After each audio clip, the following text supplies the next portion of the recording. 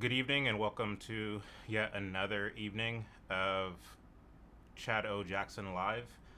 Last time I learned that you all had a hard time hearing me. My volume was low relative to the video clips that I played, so if I'm still having that issue, please let me know whether I need to turn my volume up or not. I will wait to hear your comments before I proceed with the show. So, let's see here. Yeah, go ahead and just comment in the comment section, in the chat, I should say, and just let me know how my audio is doing.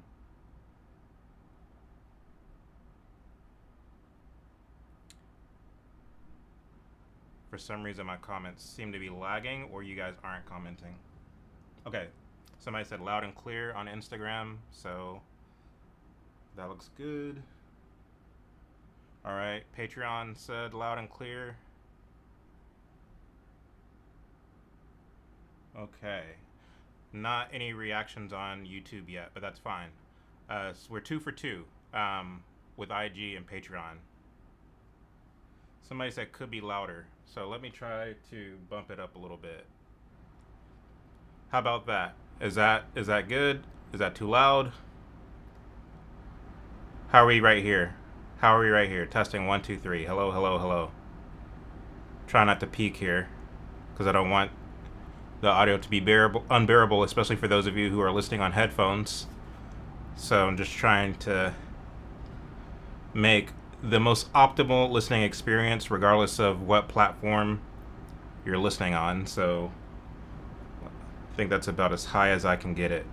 Okay, somebody said better on Facebook. We got Facebook in the house tonight. Testing 1 2 3. Hello, hello, hello. We're just gonna leave it right there.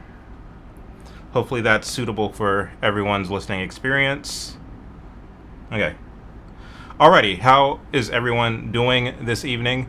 For those of you who don't know me and are new to the channel, I'm Chad O. Jackson, and today we are going to be discussing something that's been happening in the news as of late as it pertains to Chicago, Illinois. But before we get to that, I'll be remiss if I don't shout out what I'm working on right now in the documentary world. I'm very excited to announce, as I did last week, that we are undergoing a new documentary project. This one's called The Myth of Blackness. Folks, as many of you know, I was privileged to play a on-camera and behind-the-scenes role in the Uncle Tom franchise, especially Uncle Tom 2, which dealt heavily with my research. And then after having left Malone Pictures, who directed Uncle Tom and Uncle Tom 2, I went off and started my own film company called Historia Revelata. Historia Revelata exists basically to correct history, to correct everything that we've been lied to about as it pertains to history. There's been an agenda, and history has been weaponized. Revisionist history in particular has been weaponized to subvert and to indoctrinate the youth who will one day be of voting age, who will one day be leaders and judges and, jurors and basically the movers and shakers of society, to indoctrinate them to have a critical race theory lens, to have a critical queer theory lens, to have a critical theory lens in general. Many of our children are being indoctrinated with a Howard Zinn type of education as it pertains to history. The idea is to come to hate not only America, but Western civilization in general, and especially Christianity, because of what they're being told about history. So what Historia Revelata exists to do is to correct history, to basically tell the parts that are strategically left out by those who are responsible for our curriculum. And so the MLK Project was our flagship project, I guess you could say. It was meant to be a feature-length documentary, but it turned into a 2-season docu-series.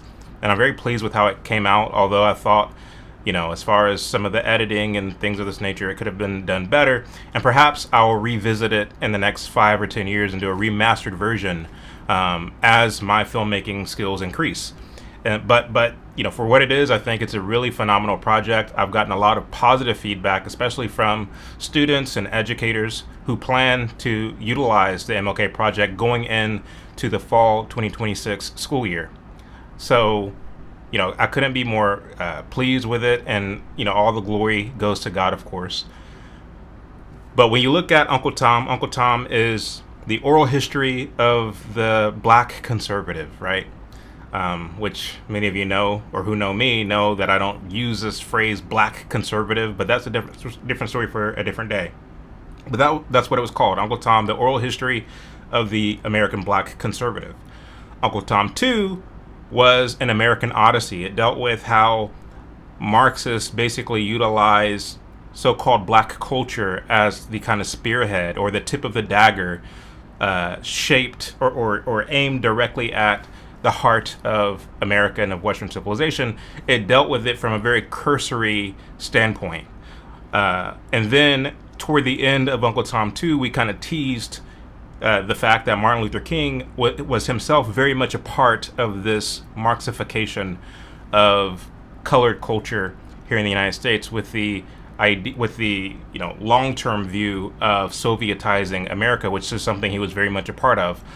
So I get into that with the MLK Project, where we lay out in a definitive way a counter narrative to the approved narrative. I believe that the MLK Project, honestly, not to pat my own back, but thanks to our research, thanks to my team, thanks to the diligent work, and thanks to God, I believe that the MLK Project is the definitive counter narrative to the Martin Luther King narrative that's out there, that we're all taught in our schools, and that's taught in churches across this country, unfortunately, that's perpetuated every January and especially February during so-called Black History Month. It is a narrative that permeates. I mean, we have a 40-foot statue of King in Washington, D.C. His words are etched in stone there in Washington, D.C. And so for all intents and purposes, Coleman Hughes, for example, the public intellectual, said that, King is a kind of secular saint. And he said this proudly, Coleman Hughes. He said King is the secular saint of the United States of America. Folks, that's a problem. And that's why it was necessary to make the MLK Project. Not that you might hate the man, but that you might see how this demagoguery, how this kind of faux mythologizing of King, in order to subvert America into welcoming in the Marxification of America, how King was very much a part of that. And so it's to give you that perspective, so you might be discerning the next time someone like a King comes into view. Because King wasn't the first one, and he certainly won't be the last one. There will be others like him, right? And so it's not so much against King as much as it is against the sinister and deceptive ways in which this Marxist worldview is precipitated through, in King's case, the mask of Christianity. And this is why the Bible tells us to be discerning. We have to be discerning, and we have to be able to identify the wolves among sheep. And unfortunately, due to the fact that we do have King enshrined in this country and enshrined in many of our in our churches rather, it goes to show that we've lacked that ability to discern. And so hopefully the MLK Project calls people to get back to a place of discernment. So we're now working on the myth of blackness. And this gets more into the cultural dynamic of what we see as it pertains to so-called black culture. This one will be full of history, but it will also be lighthearted. And it will have a lot of anecdotal stories, kind of hearkening back to those original Uncle Tom days, but it will be deeper, far deeper. And I think that this will be, my goal with the myth of blackness is for folks who watch it, regardless of what color you are, what so-called race you are, to come away from it and think to yourself, man, have I been played as it pertains to identity and identity politics? And, these are the questions that I want for people to ask themselves. And sure, many of you think you already have the answer, but I don't think you would have. I think when you come away from this, you'll tell yourself, I've never seen anything like this before. So right now you can learn more about the myth of blackness, by going to my website. I'm actually going to show you here. So this is my website, chadojackson.com. You see who we are, You can sign up for our newsletters and such here. But if you go to the top of the menu bar here, you can see our films, of course. The MLK Project is there. And you can see both seasons 1 and seasons 2 there. But also, come on, go back. Why aren't you going back? Let's go back home. But you could also see The Myth of Blackness right there, which is currently in production. We're currently raising money to complete the film. We've started on it, but we have a long way to go. We still have a lot of interviews to conduct. So this is underway. So I'm going to actually play this trailer for you, for those of you who haven't seen it, so you can get a bit of a taste of what it is we're cooking up.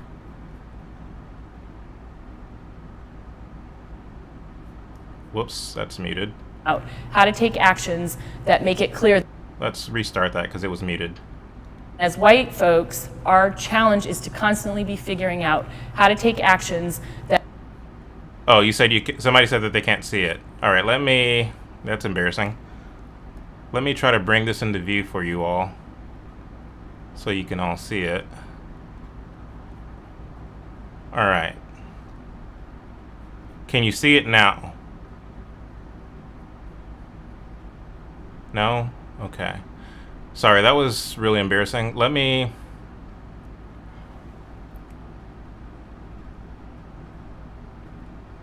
Okay, sorry about that. Can you see it now? Because I can't see what you all are saying, so I'm going to have to go off of the comment section. Somebody said I don't see it. Can you see the website, is what I'm asking. Somebody said, okay, no.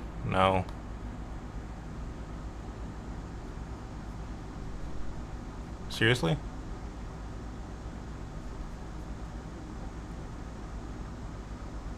Okay, somebody said yes.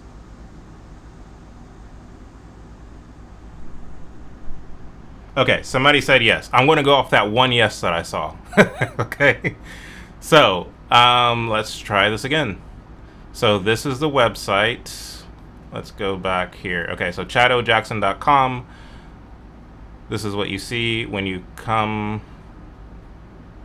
Yeah, so this is what you see when you come to the website.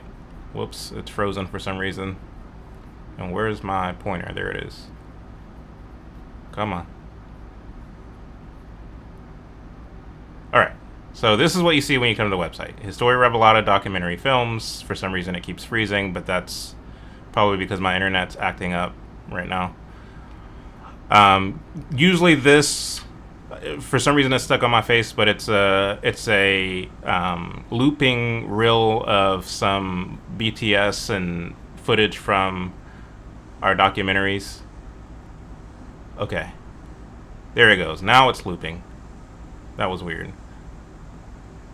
We got Carol Swain there. The beautiful Carol Swain. We got Anomaly working on a documentary with him. I can't wait for you all who don't know Amelia Carter to meet her. Of course, we're working on another documentary with various people. So we have all that stuff in the works. So we got some looping reels for you all. Vince Ellison, the great Vince Ellison, the most well-dressed man in American conservatism. So if you click up here, we have our films. Currently, right now, obviously, the MLK Project is wrapped up, so you can click on that and, of course, find ways to watch it there. And then, of course, we have The Myth of Blackness, which is currently in production, and that's this one right here where it says currently in production. Now, if you go to that tab, you will see that we are raising money for The Myth of Blackness, trying to get it completed, because we are currently in production, in the very early days of production. Still have a lot of interviews to conduct, still have a lot of editing to do, still have a lot of producing to do, so that's what that is. And then, of course, for those of you who haven't seen yet, here is the trailer. As white folks, our challenge is to constantly be figuring out how to take actions that make it clear that this environment needs to be safer for people of color.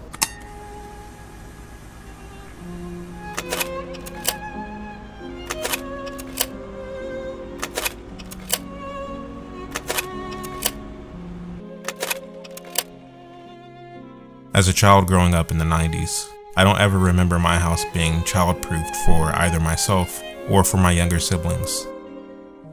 Naturally, many people do child-proof their houses, and for arguably good reasons.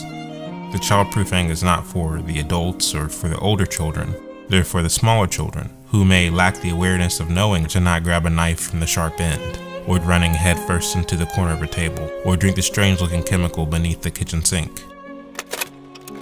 A child, of course, eventually grows into an adolescent, and along the way, he gains awareness and is able to function inside the house without the need for child-proofing devices. So let's talk about your son being in basketball. How old is your son, first off? 12. Like, these is babies. These is babies right here. These is babies right here. So why is they in handcuffs then? These is babies. He was only 15 years old. He ain't even. What happens when, regardless of how old the child gets, the parent still insists that they are in fact a child? And rather than uninstalling the child-proofing devices, they insist on installing more. Jasmine says the experience has taken away her child's innocence. He's a child. He's a little black boy. He is mine, and he is somebody. And that's what I want these people to know. They're not gonna do my son like that. Obviously, those will be very strange parents. To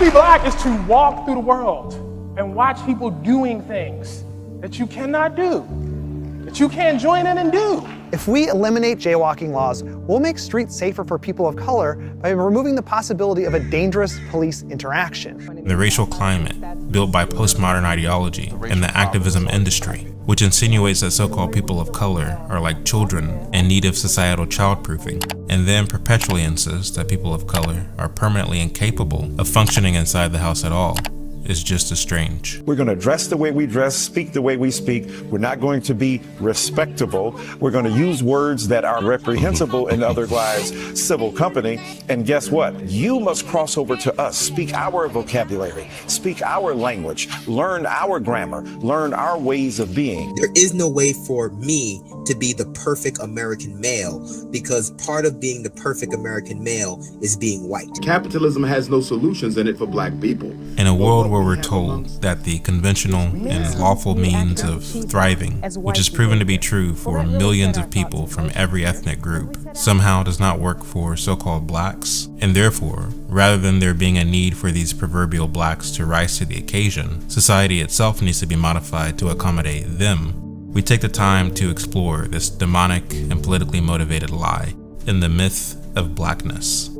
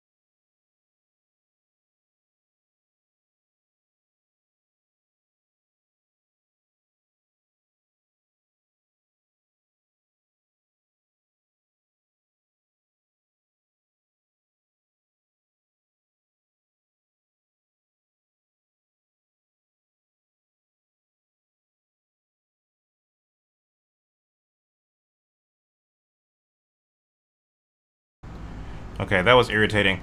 So, folks, like, you guys are gonna have to bear with me because, like I was having trouble with the last streaming platform that I was using, and I moved away from that one and I started using this one. This one I like better, but everything has its own individual window, and sometimes these windows just go missing, like just out of nowhere. So, for example, I have the audio window, which is supposed to control the sound levels, but for some reason that window just disappeared. So I couldn't turn my audio back on. So you guys are just gonna have to bear with me here. So my apologies for that. But moving on. So that was kind of preliminary trailer for The Myth of Blackness. Again, we're in the very, very early stages of production. We are raising money for that. So if you are so inclined, prayerfully consider going to chadojackson.com, clicking on films in the menu bar, and then you'll see The Myth of Blackness. Just tap on The Myth of Blackness and it will take you directly to the donation page. So every little bit counts. So thank you all for your consideration of that. But we're moving into this topic tonight, and something that I want to talk about as it pertains to this whole business going on in Chicago right now, right? So for those of you who don't know, Chicago announced that 7 Save-A-Lot grocery stores are closing, right? So these stores are closing, and one of the things that I think that I would be remiss if I didn't mention is the fact that this isn't something that is happening in a vacuum. And we're going to be discussing that tonight. We're going to be discussing the kind of backdrop of these 7 grocery stores closing, right? In recent news, we've heard of the closure of these 7 grocery stores. And I mean, just like all things, I mean, as it pertains to the kind of detrimental effects of the closing of grocery stores or raising of prices, all of these things, you know, left to the news media, left to a lot of these talking heads and folks, you would think that, oh, this is due to predatory capitalism, or this is due to greedy corporate types, or whatever the case may be, exploiting the people, extracting the resources from the people. That's the narrative that's generally pushed either covertly or explicitly. And so this is no exception. We're going to get into that this evening. But folks, the closure of those 7 grocery stores in Chicago is reminiscent of a pattern that we see far too often. And that is the Marxification of the American economy that we see most prevalently in the urban centers. And I know what some of you might be thinking, oh, Chad, you blame everything on Marxism. But my hope and my goal tonight is to prove to you how this is yet another example of the Marxification of our economy that we see most prevalently in the urban centers, right?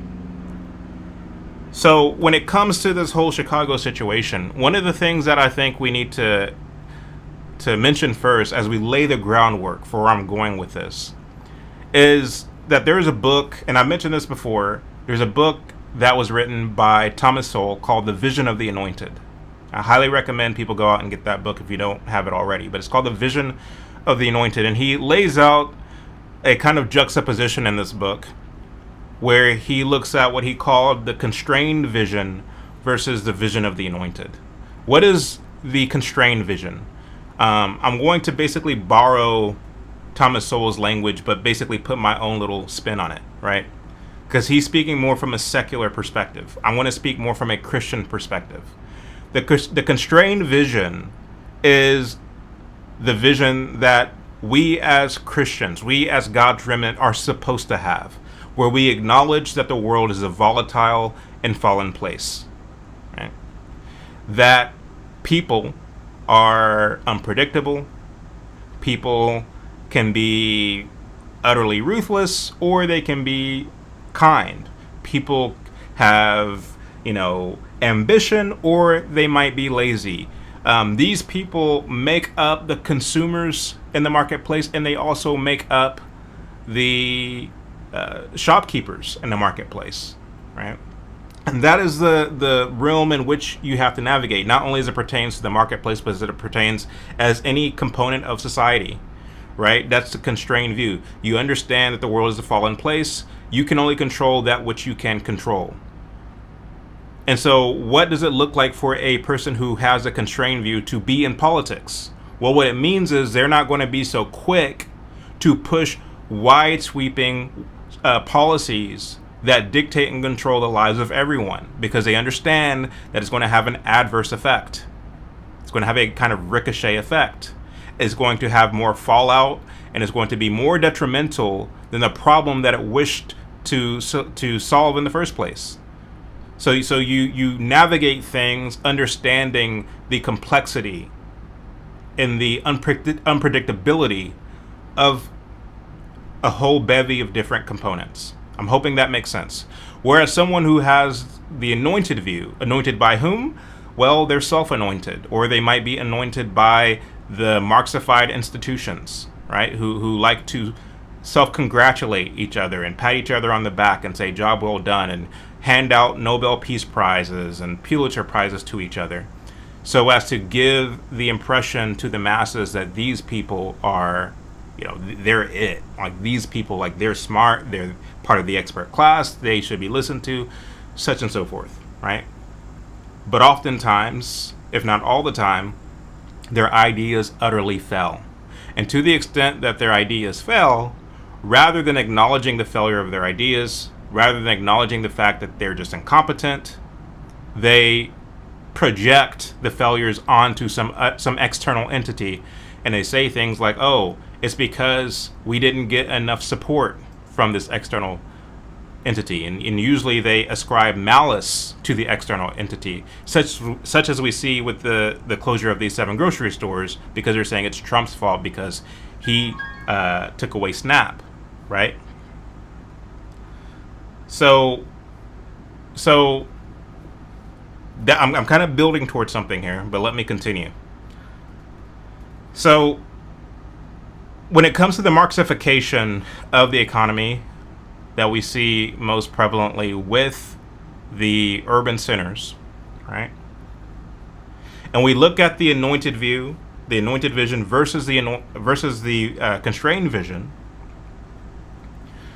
The fact is that this whole grocery store business, from how it was started and the model that they used, on down to the way that the people reacted whenever they found out that they were getting a Save-A-Lot, as well as how they reacted when they found out that the Save-A-Lots were closing, is all operating within the Marxist framework.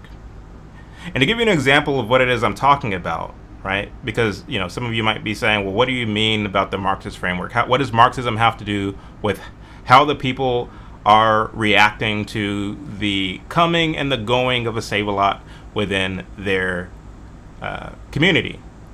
What does Marxism have to do with the acquiring of the Save-A-Lot grocery stores there in Chicago, and other places for that matter? What does Marxism have to do with any of this, right? Well, what is Marxism? Well, Marxism, from a rudimentary kind of like basic level, is a system. Socialism is a system where the haves take care of the have-nots, where there's no private ownership of property, where everything is centralized. The industry, everything is basically funneled into the hands of those who are deemed good-hearted enough to distribute those resources equitably, right? That's the most basic understanding of socialism. And it is, in fact, the understanding that many of our youngsters are being actively indoctrinated with in school. I have a clip for you, in fact, of some youngsters from 20 years ago when I was still in school, where they did an interesting project in art class.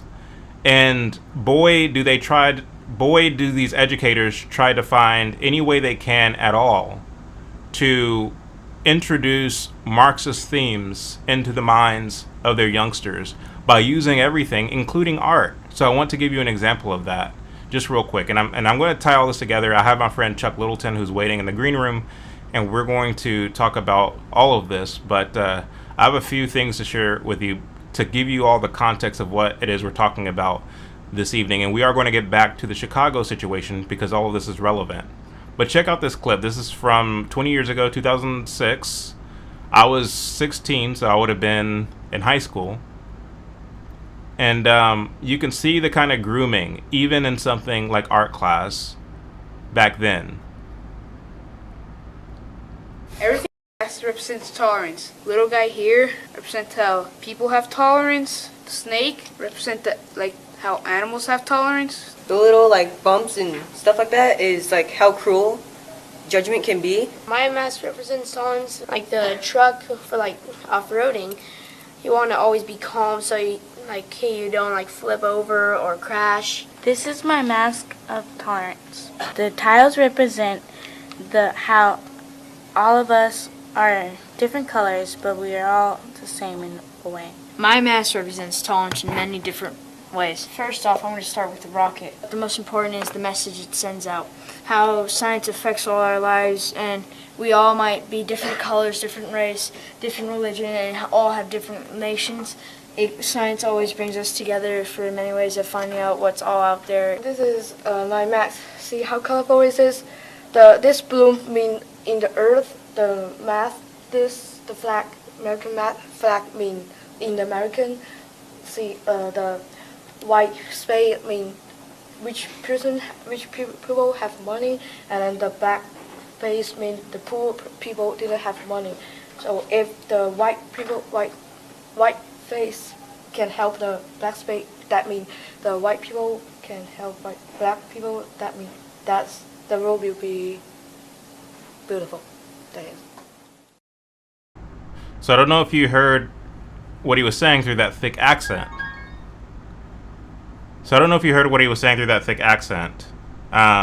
But the little Asian kid was saying that, the white people have money, the black people don't have money.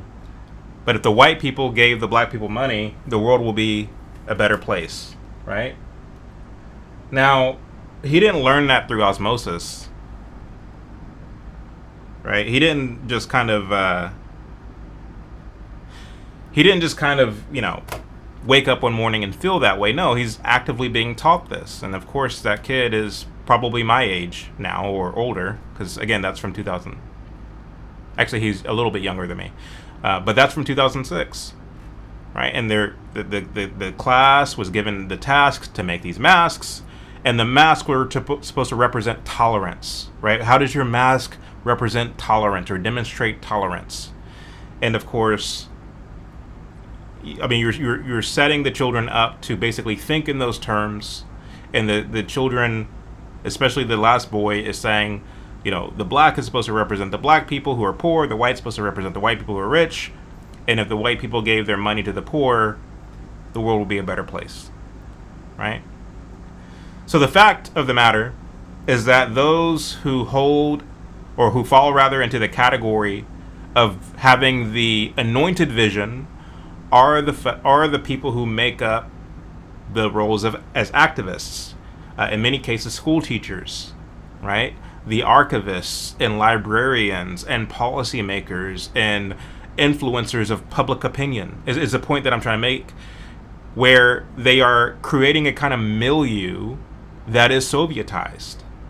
That's what we're talking about, right? It's all around us, and of course, they might not call it Marxism or socialism or communism, but it is functionally Marxism. That's what it is we're talking about this evening, right? Now, of course, the vision has permeated public schools, just as I showed.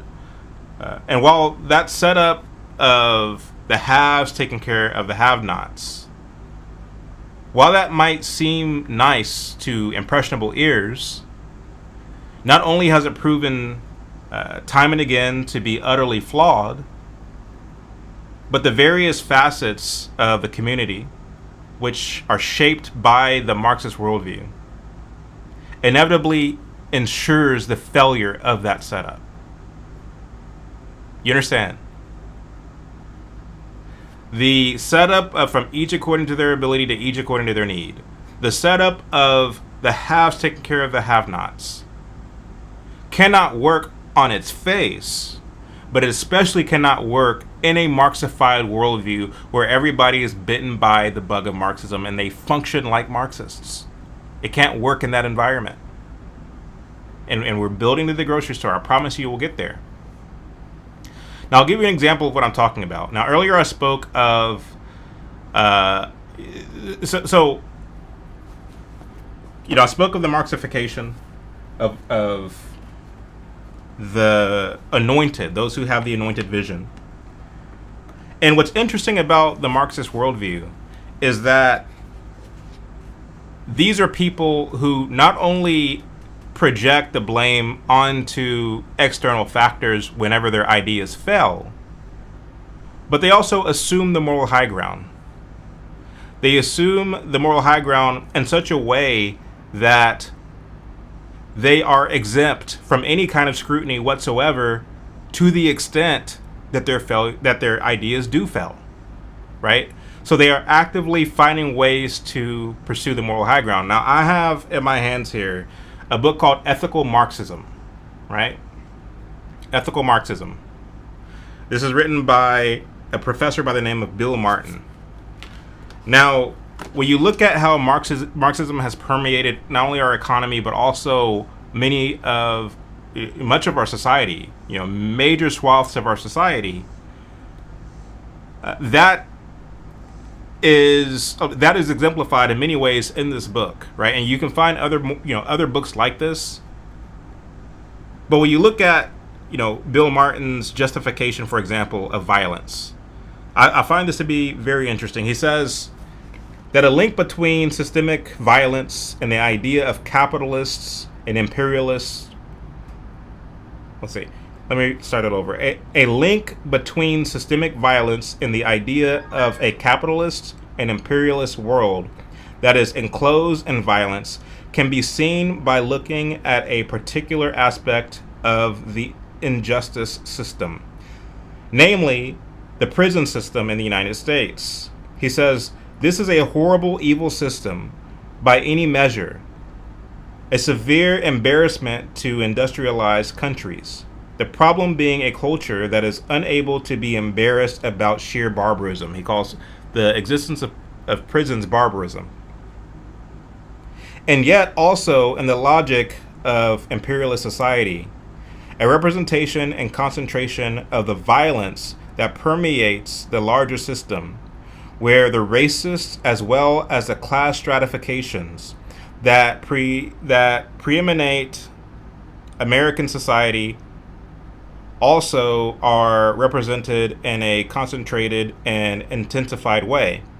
To take one example of this, not only is it the case that a person sentenced to prison in the United States will very likely be continually submitted to rape and gang rape by other prisoners, but also this occurs to such an extent that the American society as a whole, more boys and men, that in the American society as a whole, more boys and men are raped than girls and women.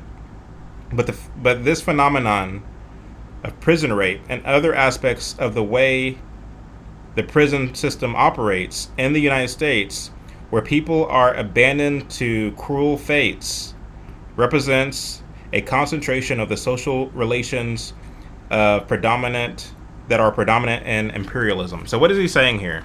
He's saying that when it comes to the fact that, you have sexual assault that goes on, he says that, boys and men are sexually assaulted more than women.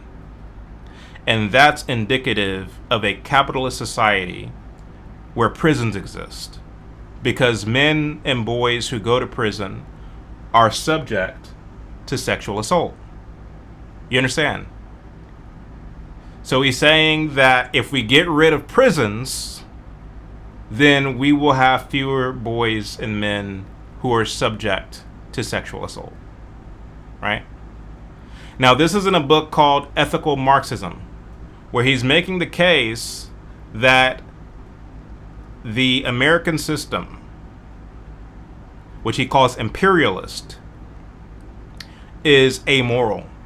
And it's amoral for a number of reasons, including the fact that it has prisons, right? Now, first of all, a few things there.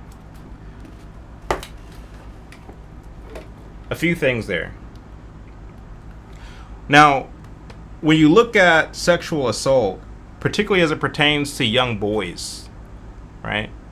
Is it the Christian conservatives who are advocating for sexual relationships between men and boys? Or is it the LGBT community that's rooted in Marxism? It's rooted in Satanism, quite frankly. Which one is it? Is it the Christian conservatives? Is it the patriots of this country who understands why we need prisons? Who are enabling these kind of sexual assault situations? Or is it the people who have a month dedicated to their sexuality, where they march down the street wearing next to nothing, with their rainbow flags and, you know, the whole nine? We've all seen it. Who are actively pushing these inappropriate relationships between boys and men? Which one is it? Now, again, Bill Martin in this book is advocating for that Marxists are the ones who hold the moral high ground. And he is demonstrating his moralism. He's demonstrating his morality by saying, we don't think that prisons should exist because prisons are cruel. It subjects people to cruel and unusual punishment. You understand? And that it is in fact the Christians and the conservatives who are cruel because they insist on the existence of prisons. Now I'm going somewhere with this. Now which is it that is more cruel? Getting rid of a prison that subjects law-abiding citizens to the criminal element, to be sexually assaulted, to be robbed, to be murdered, so on and so forth? Or the law-abiding citizens, the Christians, the conservatives who believe that we should have prisons? And yes, the trade-off of having a prison means that those in prison might be subject to, cruelty. I mean, for goodness sake, they're surrounded by other criminals. But at least it keeps the law-abiding citizens safe in their own homes, in their own cribs. It keeps our elderly safe, so on and so forth. It goes without saying that the Christian conservative worldview that understands the need for for prisons is the more humane worldview than the communist who wishes that there would be no prisons at all. So when it comes to this soft on crime mindset, this soft on crime worldview that Marxists have, the same Marxists who believe that we should have community-run grocery stores, city-owned grocery stores, they're supposed to serve the underserved, that is supposed to fill the gaps within these so-called food deserts. The same people who possess that mindset believes that there should be no prisons, believes that we should be soft on crime. Do you see where I'm going with this? So not only do you subject the law-abiding citizen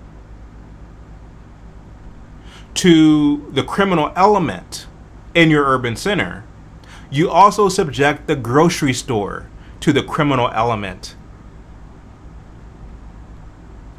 in the urban center, in the Marxified urban center. So when Marxism permeates every facet, every aspect of society, it's doomed to fail from the very beginning. You understand? hopefully I brought that home for some of you. I know it took me a while to get there. Let me go. I know Chuck, he kept coming in and coming back out. So let me try to see if he's ready yet. I mean, if you're watching right now, Chuck, please try again. But does that make sense? Not only are you subjecting the law-abiding citizen to the criminal element, but you're subjecting your community-run, your locally run, your city-run grocery store to the criminal element, which breeds theft, which breeds vandalism, which breeds everything that causes somebody who is seeking to open a business in these communities to not want to open a business in said communities when they are suspicious of whether or not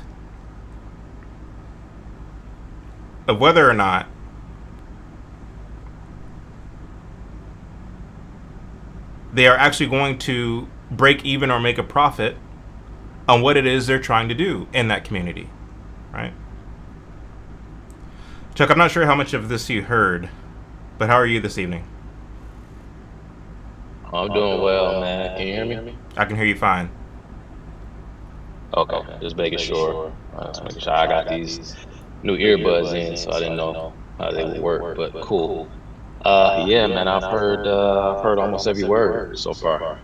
Yeah. What are your I thoughts? didn't mean to keep I hope I wasn't distracting you coming in and out. I wasn't sure. I'm like, because it's been a while since we've used Ecamm, so I'm like, am I in the green room? Does he see me? Am I here? Like, I wasn't sure what was going on, so I was playing around with it a little bit, and a couple of times I figured out. I said, because once you acknowledged that I was waiting in the back, I said, okay, cool, he can see me.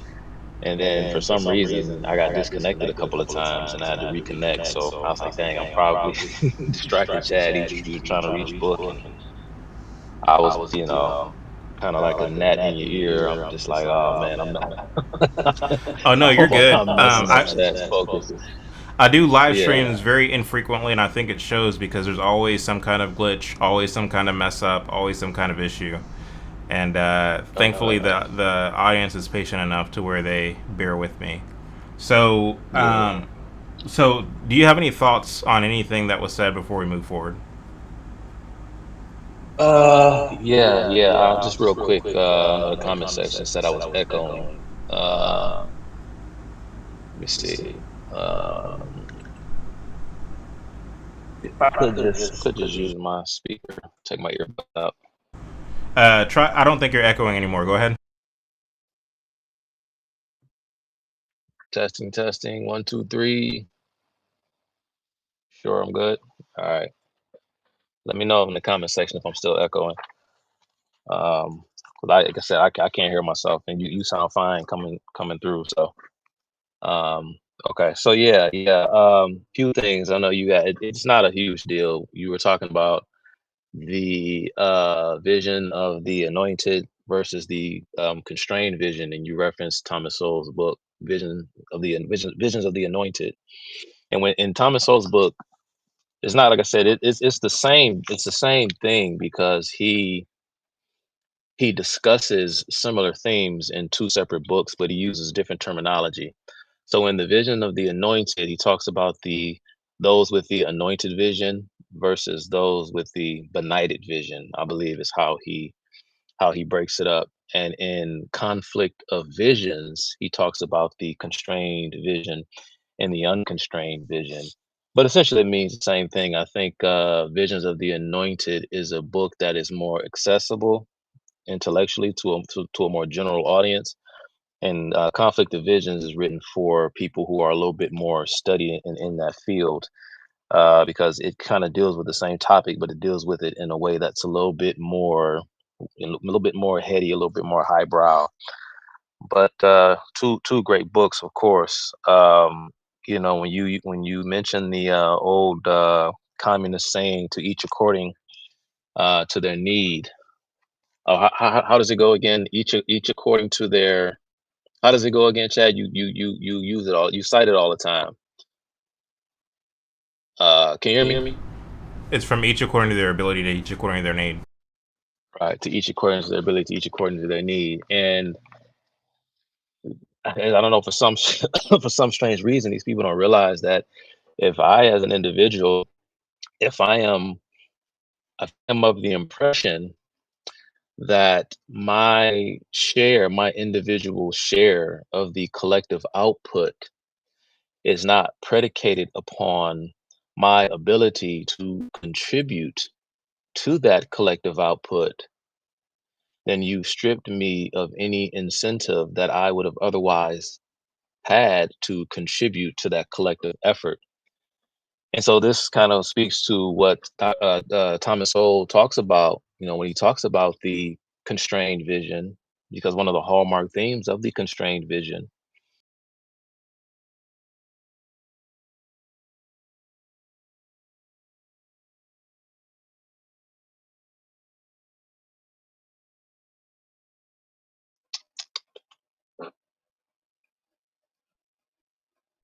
I got kicked out. I can't hear you, Chad. You sound like you muted. I don't know why you Or dropped I hear off, but you. go ahead. Continue I on. don't know, man. I hope it doesn't keep happening. But real quick, yeah. So the key theme of one of the key themes of the constrained vision is an understanding that as much as we would like human beings to be something that they're not, it just doesn't work that way. And one of the things that we have to realize is that as human beings, we are, and I think it may have been Adam Smith's.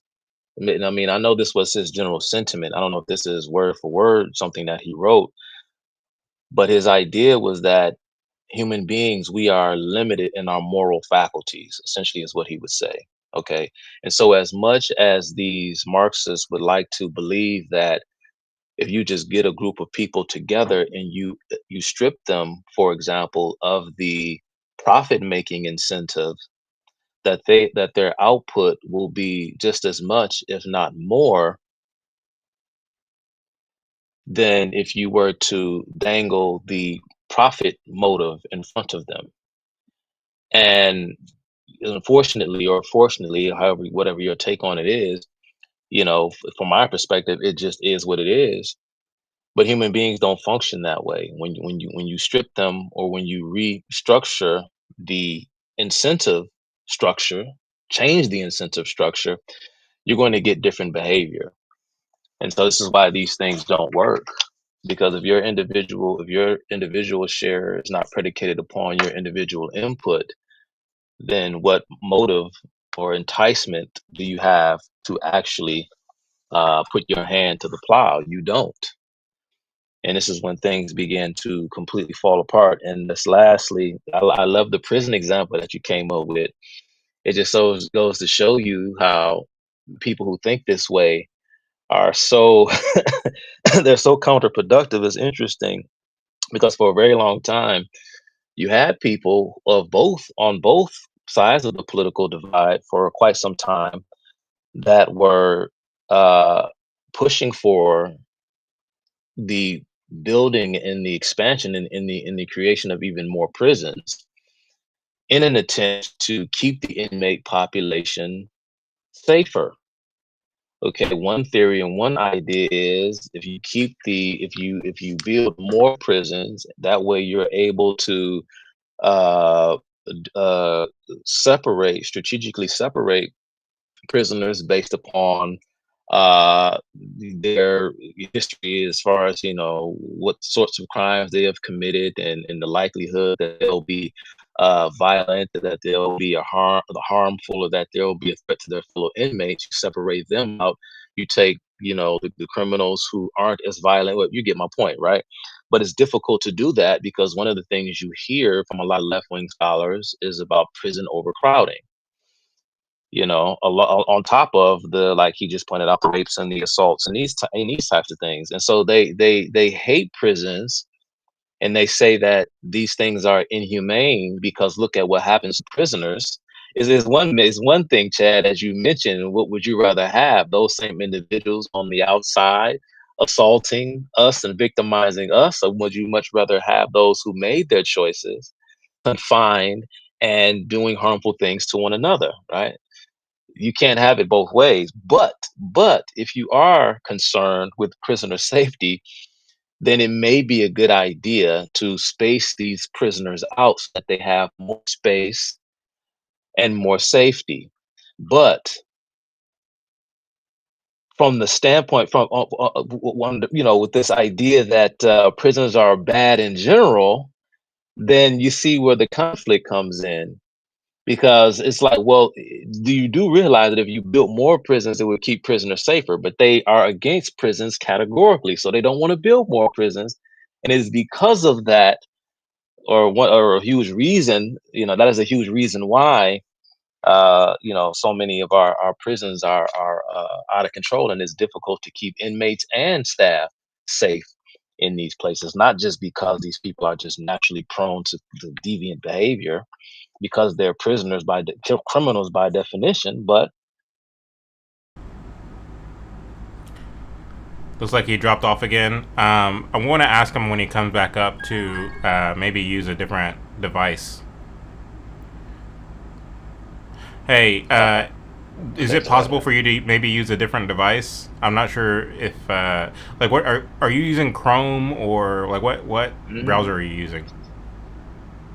I'm using Chrome. Yeah. Okay. Are you on like a laptop or a phone? Yeah, I'm just using a phone. Okay. I wonder if it might be better with a laptop or something. But go ahead and finish your thought. Yeah, but that was just my thought, on the whole prison thing. They claim they care about prison safety, but the one thing that they could do immediately to alleviate that issue, they don't want to do, because they're categorically opposed to prisons. So, where do you go from there? They just want to muckrake and complain, So this goes to show you, these people don't think these things through. I can hear you, Chad. It sounds like you.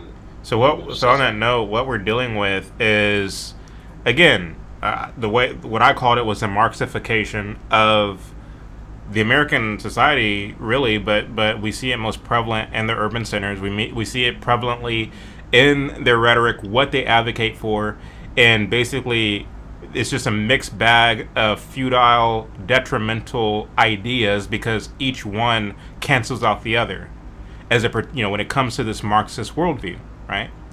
But when it comes to this Marxist worldview, which has been around for a very long time, Chuck talks about it all the time, I talk about it all the time.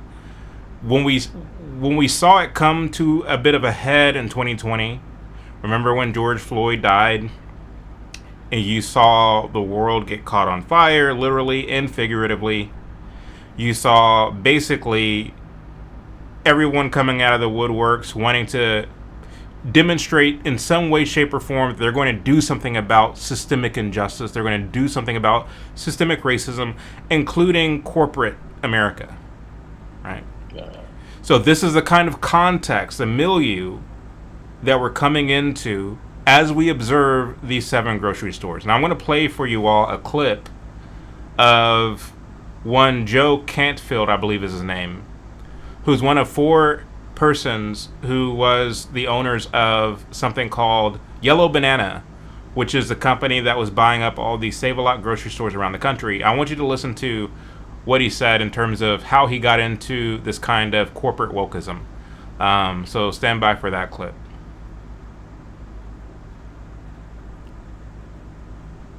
Okay. My apologies, I clicked on the wrong thing. I need to get a producer. All right, here we go.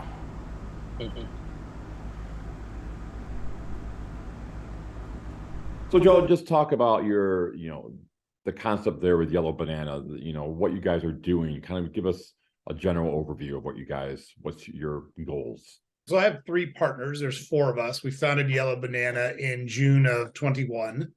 All of us have kind of existed in the corporate world and had a fair amount of success, but it's not always the most rewarding thing in the world.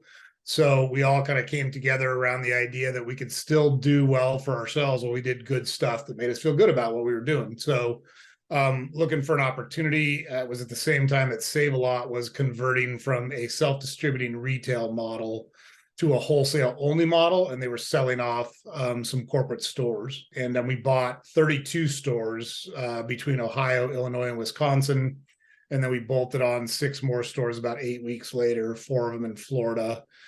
and 2 of them in Dallas. You're working on some Chicago stores, $26 million in upgrades. You want to talk about that specific purpose there in Chicago? We got about $13.5 million from the city of Chicago. We also went out and solicited some investors to invest through the new market tax credits structure. And then we got some debt from some social impact lenders, LISC, Local Initiative Support Corporation, and Capital Impact Partners in particular. And so that whole capital stack winds up being about $26.5 million. And that allowed us to purchase the underlying real estate. It also allowed us to grab another location that was formerly operating as a Save-A-Lot that was closed it was either 19 or 20. I think it was early 20. So the timing of us opening that store is good because that neighborhood really needs a significant grocer there because there isn't one now. Okay, so I don't know if you all caught all that, but notice the date that he mentions. Whenever he and his partners decided to go out and start Yellow Banana, that they might then acquire these Save-A-Lot stores across the country. He said June 2021. Now, of course, this was after the summer of 2020.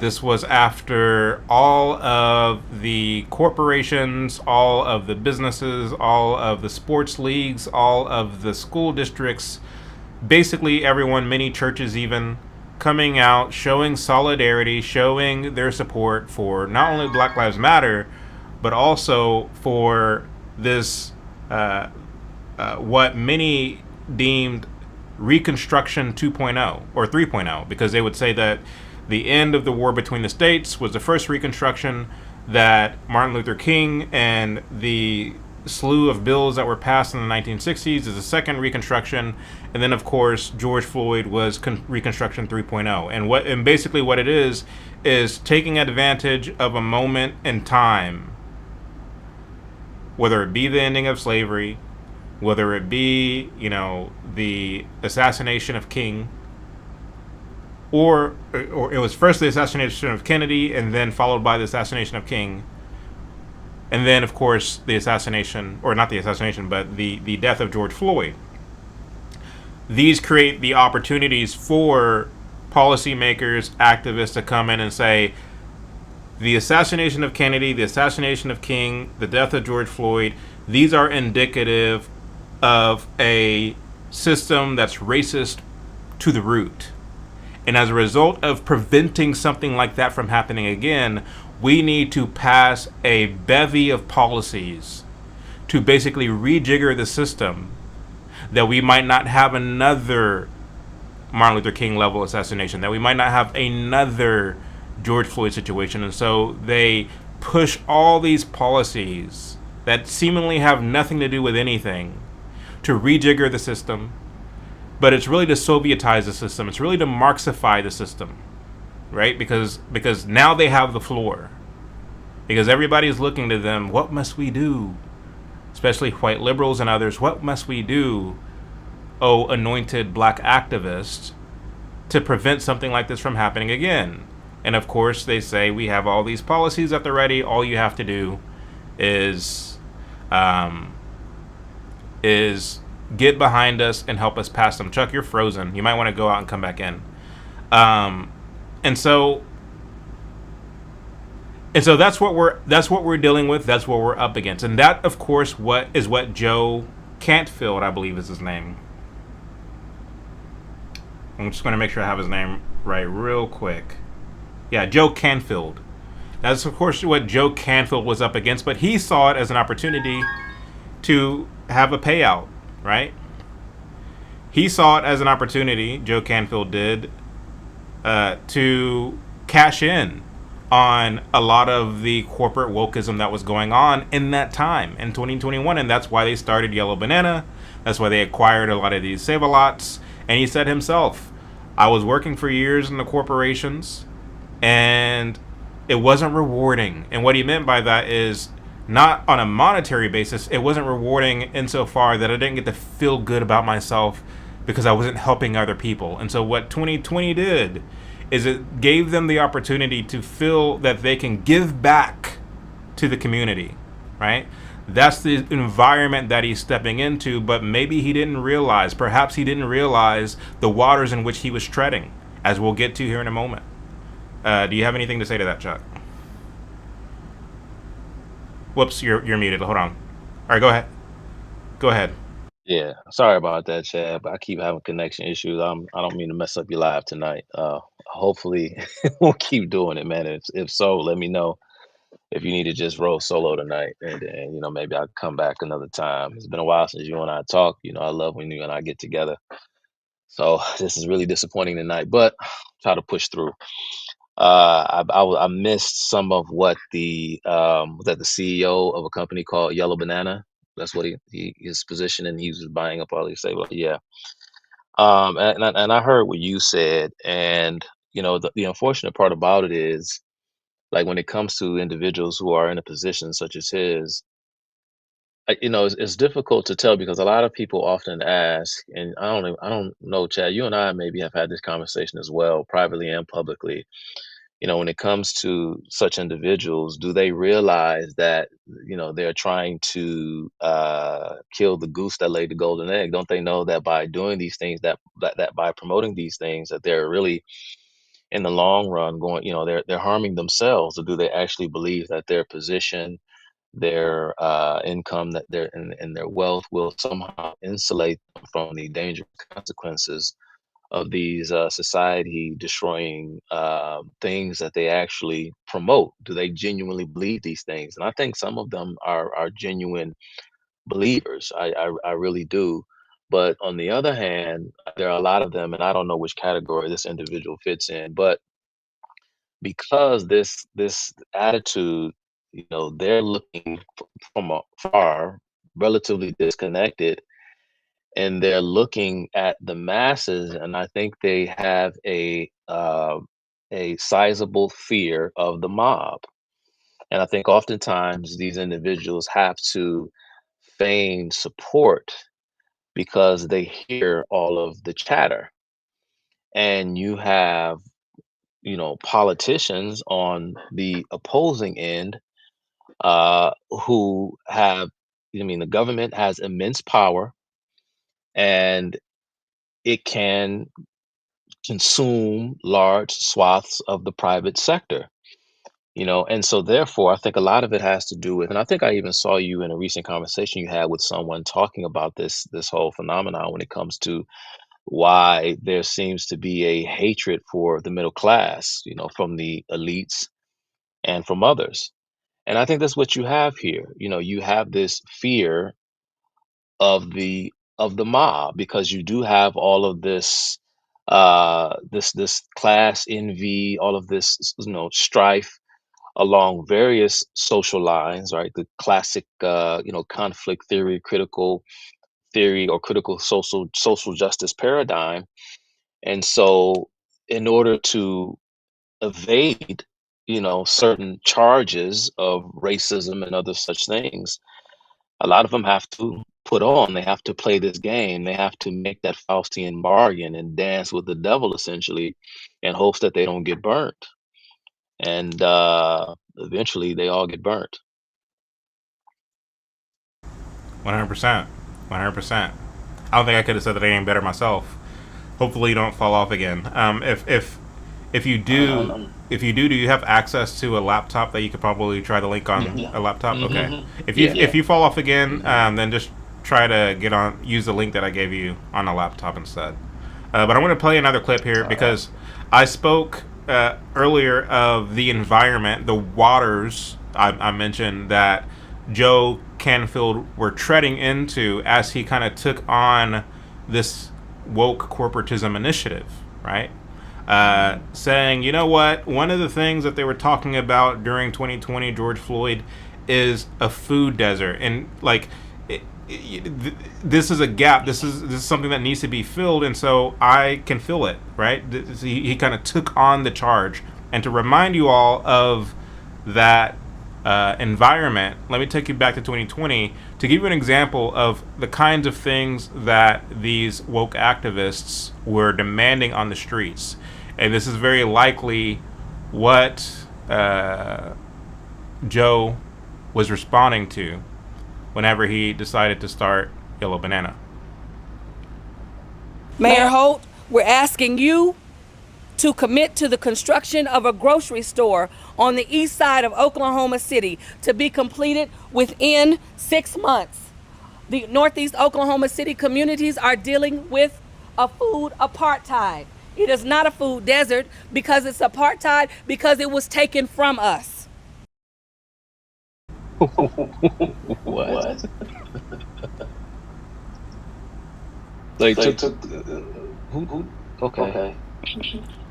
So, so again, I played that clip, and of course that's Oklahoma. But you saw it was far too common, and I think many of us have forgotten.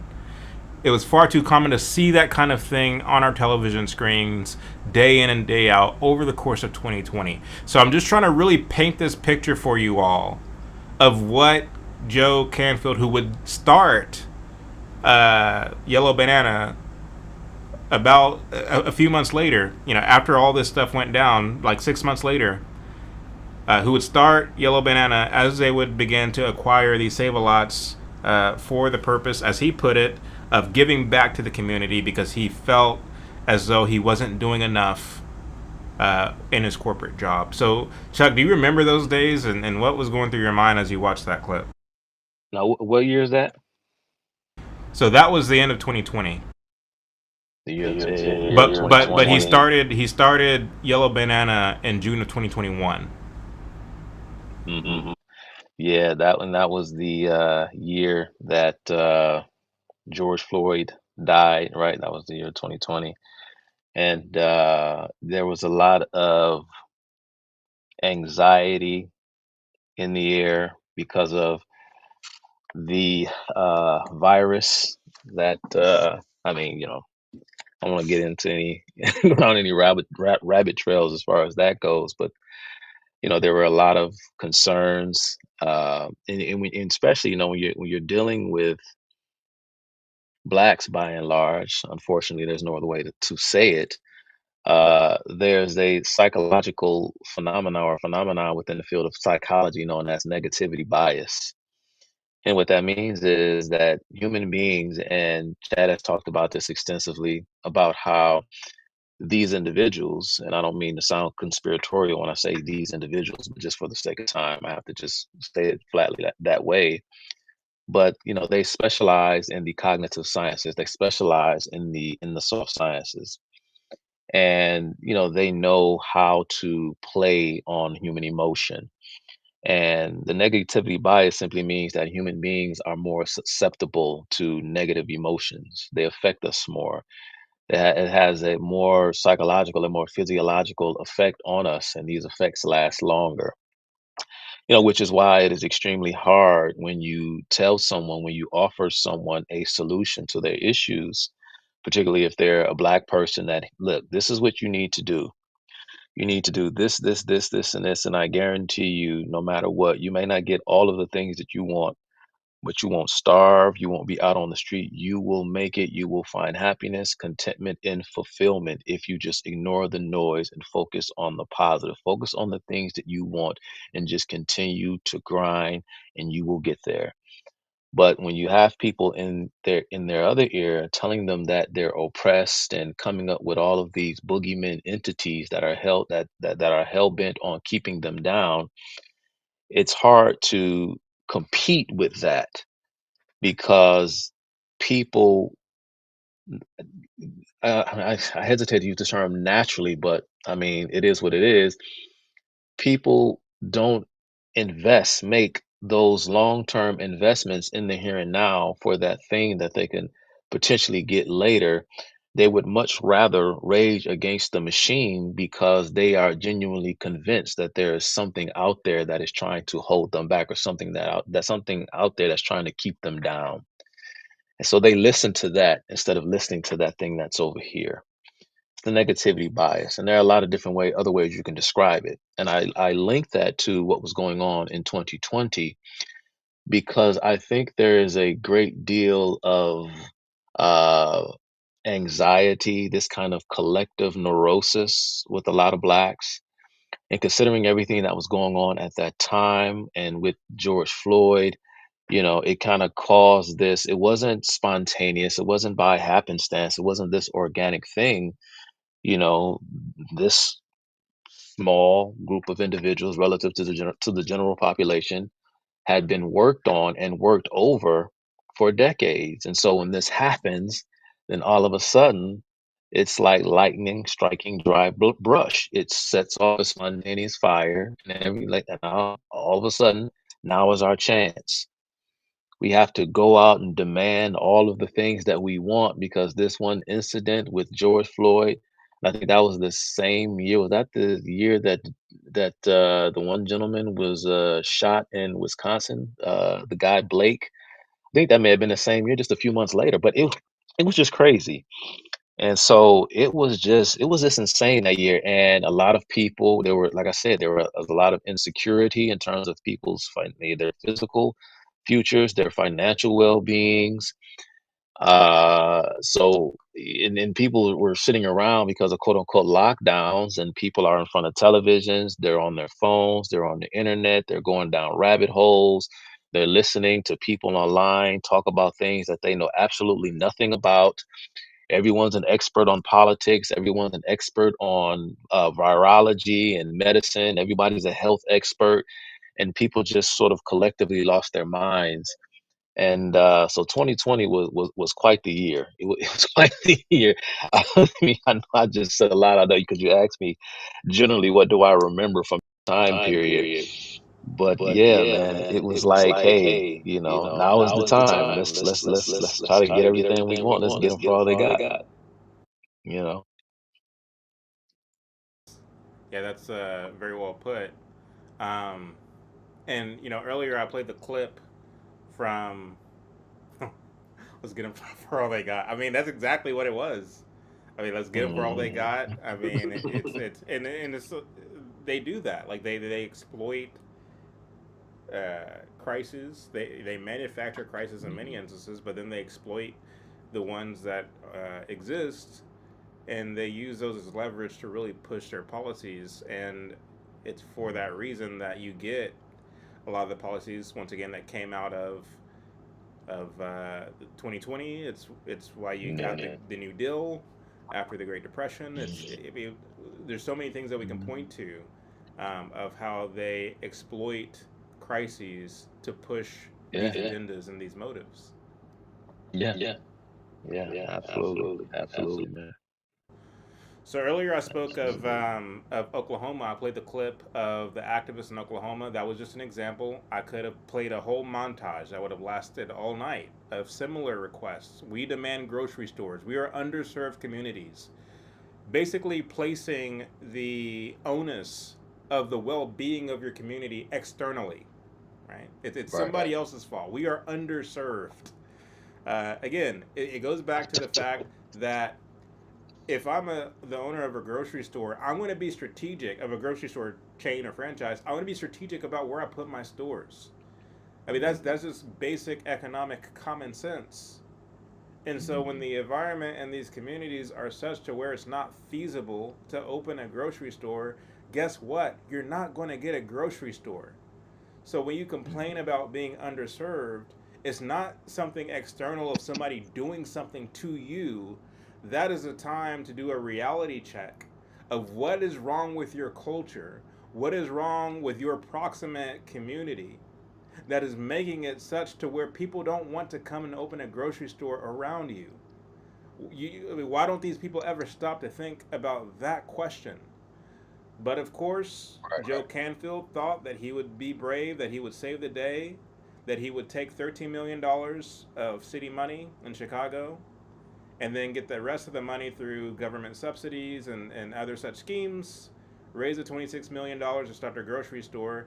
And let me show you an example 3 years ago of the environment in which he was coming into. Here's that clip. Should have had it queued up. This is awkward. It's all good. All right, here it is. Right now, some Englewood residents are saying no to a Save-A-Lot store that was hours away from opening its doors. They say it's a downgrade from the Whole Foods that closed suddenly last year.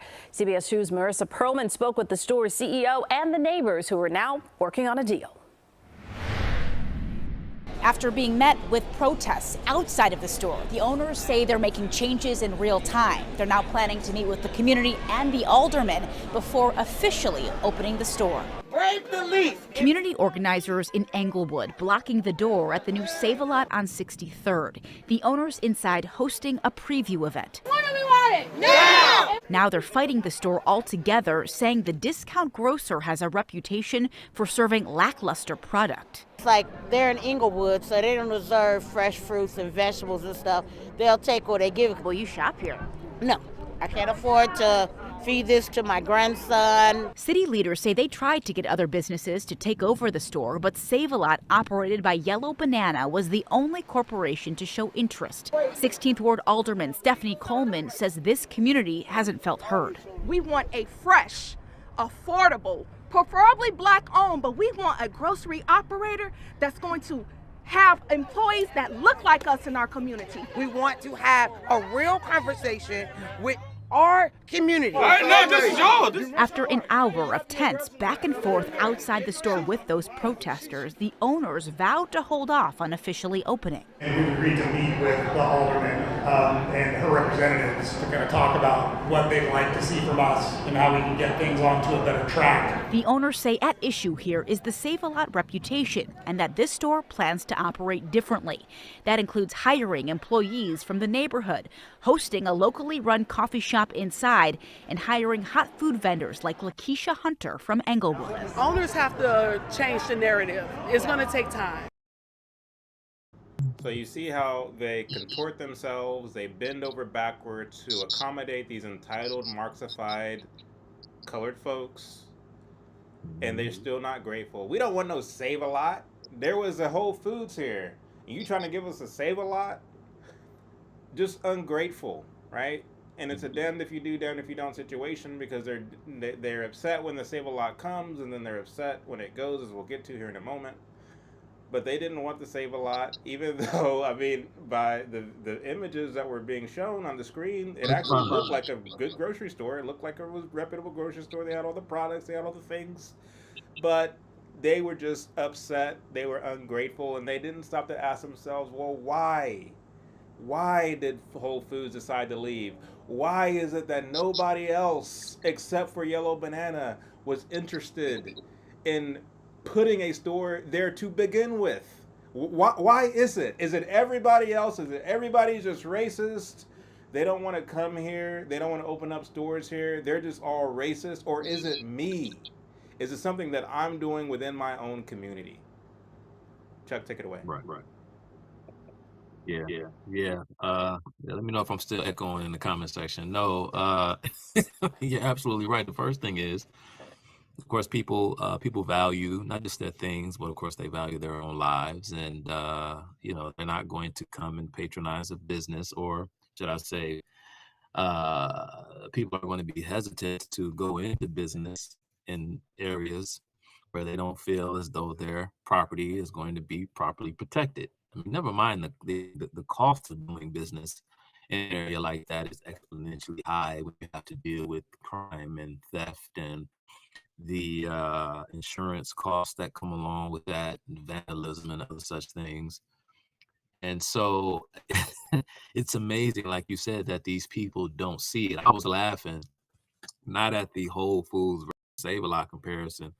I grew up not knowing anything about a Whole Foods and organic this, and there were none of these food crusades and social justice causes along food lines when I was growing up. We had different causes like the ozone layer and the destruction of the Amazon rainforest and other such things. And now fast forward, I don't even know if those problems has ever been solved. We just don't talk about them anymore. I don't even know if they were problems to begin with. A lot of these food causes and environmental causes are also linked to the Marxist agenda, just in another way. But I was laughing because they said something about how they, as a a part of the olive branch was they gave a woman named Lakeisha Hunter her own gave her something. I don't know. That's her name. She would have one of the blackest names in the urban dictionary. They ended up giving Lakeisha Hunter her own delicatessen counter. What? Okay, but no, it's funny because these are the same tactics though that they were using, and I know you know this, Chad. That one of the things that they were upset about. I think I heard something like they were upset about the lack of hiring from within the local community. And so what a lot of these organizations would do, going back to the 60s, even with organizations like CORE, for example, they would do these kind of canvassing expeditions, and they would go out and they would find a business in a predominantly black, or at least a neighborhood with a sizable black population, a significant black population, and they would look at their employment or employee statistics, should I say, and if they were disproportionate, they would demand, or they would simply accuse that business of being racist by not hiring from within the local community. And so that began this whole push. This was even before the passage of such federal legislation. During the Nixon years, ironically, a Republican president, that really helped to solidify even more so a lot of the civil rights efforts that were taken up in the earlier years in that same decade, in the 1960s. And so yeah, there's so much that I can say about that clip, because these people, they don't really, they don't seem to understand. They have no simple basic economic understanding. They were upset about the quality of the food. They were upset. They want things at an affordable price, at a low price, totally ignoring how prices are determined, because they listen to their politicians and they genuinely believe that businesses that stay open are businesses that get away with charging inflated prices for the same product that their competitor is willing to sell for cheap, as if within the free market system, they aren't trying to out-compete a separate company with a separate technological and organizational structure, who's trying to meet a market need faster, more efficiently, and cheaper. The reality is that the businesses that stay in business are not the businesses that overcharge. The businesses that stay in businesses are the businesses that find creative ways to lower their prices. And that's a human capital thing, and that's knowledge, right? And that's what you're actually purchasing. That's what you're actually selling in the abstract. Whenever you engage in an economic transaction, you're paying someone for their knowledge. And so one of the reasons why, you don't have, they talk about food deserts and all of these things, because, Black folks, for the longest time, when they completely abandoned, the entrepreneurship and all these things, and then when you had foreigners, for example, Asians, Koreans, the Taiwanese, and so on, Jews and Italians and others, tried to come in and fill the gap and to fulfill the role as the middleman minority, because knowing how to store product and keep it viable until the consumer is ready to buy, that's a skill in and of itself. And so there's a go-between between the consumer and the wholesaler. And that's a skill. And the people who can afford to pay the position, or to be in a position as the middleman, who can have that retail shop that can bring commodities to the neighborhood, those are the individuals that make the requisite financial decisions, so that they're in a position to buy wholesale, so that they can act as that inventory go-between between consumer and wholesaler. And for the longest time, blacks, because they've had this racial animus, because they believe that the foreigner who comes up and sets up a business is acting as an interloper on the community, because they have this belief that because they live there for some strange reason, that business belongs to them. Like you said, it's the stereotypical communist Marxist mindset that if I come here and I patronize this business, or because this business is a couple of miles from where I stay, never mind the fact that you are providing the public with a good and with a service that is helping to improve the public good. I don't care how much money you have in your bank account. It's not my problem. It's not my business. It's not my issue.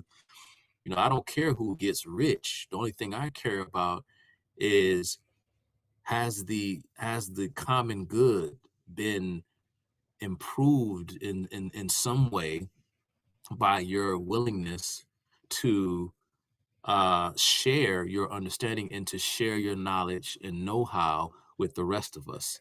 Black folks don't see it that way. We've seen it exhibited in their, like you said, that you see their rhetoric out on the streets protesting. We've heard it in songs, and we've seen it in films. We've seen it in Do the Right Thing, when they destroyed Sal's Pizzeria. We saw it in the opening scene of the Hughes Brothers film, Menace to Society. Symbolically, that's what the encounter between, and I know a lot of people in the comment section have seen the movie Menace to Society, but that's what the encounter between O-Dog and Kane in the Japanese store owners, that's what that represented. This idea that their mere presence, is an example of racism. Their presence simply, it exemplifies this whole notion that, black folks aren't getting their just due and their fair share. You heard the woman say that we would prefer, preferably black owned. She just threw that in there. What does that even mean? I mean, what you see what I mean? It has to be preferably black owned, cheap prices, affordable, no anti-theft devices, and no. It's crazy. Yeah, very succinct. I mean, you saw the makings of this, although it never really came to fruition, with the Grenada project, as well, didn't you? Yeah, King, right? Well, King wasn't directly involved, but that was the Mississippi Grenada, right? Yeah. Same thing happened.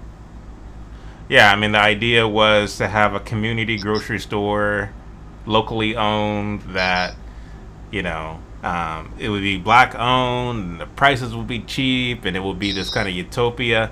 And King basically promised that this will be a kind of demonstration. He said it will be a monument to economic redevelopment in Grenada that will be echoed throughout the country. And it's interesting because, like, I actually, somebody made a video where they were coming after me because they were saying that, Chad, you're wrong because you're saying that King was a Marxist. King wasn't a Marxist because, look, he wanted to build a black-owned grocery store in Grenada, Mississippi. And then I did a video basically completely blowing that narrative to shreds. But then he did a reaction to my reaction. And he said, look, Chad is a fraud because he compared King's Grenada grocery store scheme to Zohar Mamdani's city-owned grocery stores, where King wanted a locally owned grocery store situation. Mamdani wants a city-owned grocery store situation. But what he cut out from my explanation is that Marxists operate by way of incrementalism. It's locally owned with the objective to ultimately make it nationalized. That is the ultimate goal of what King was doing. When he talked about economic power, he wasn't talking about your individual right to own a business. He was talking about collective ownership of goods and resources when he talked about economic power. You want to speak to that real quick, Chuck? Yeah, no, you're right. You're right. And I think I saw the breakdown you did on that. Yeah, it's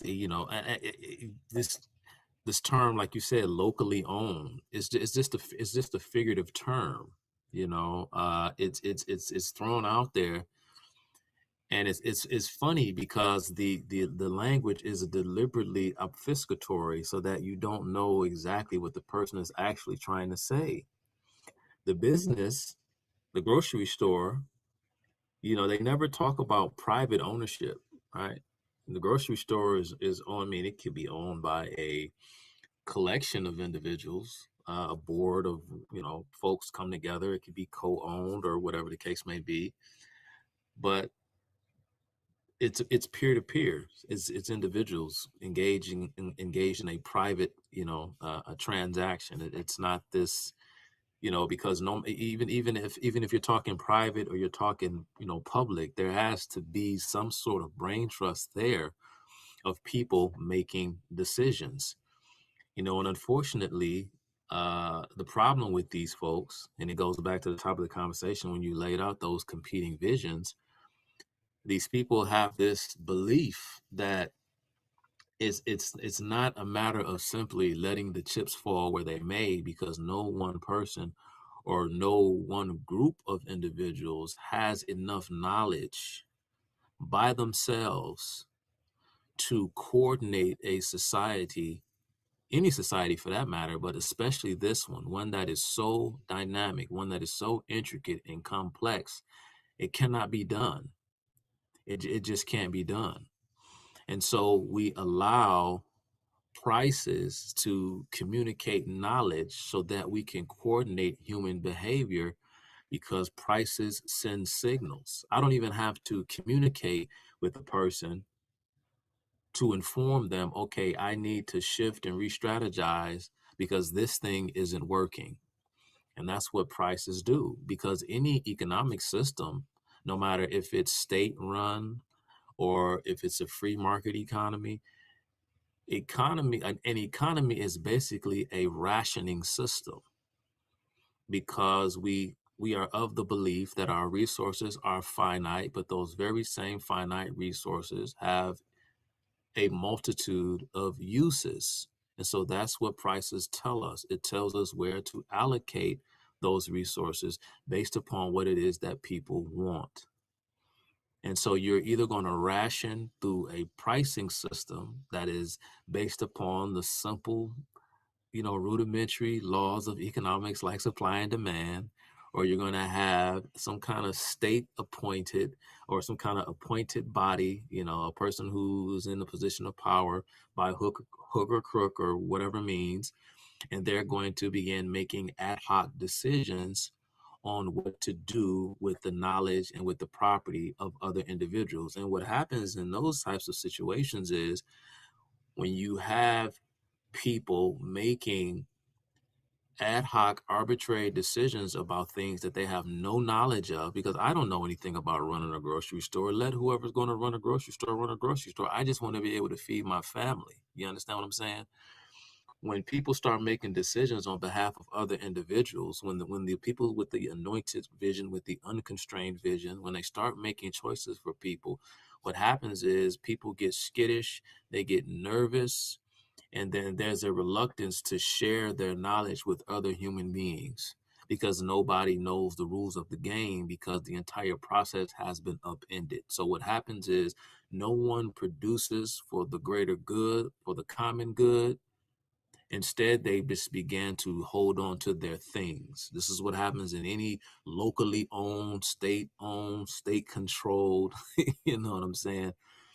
People just simply hold on to their things. And then there's no transacting, there's no cooperation.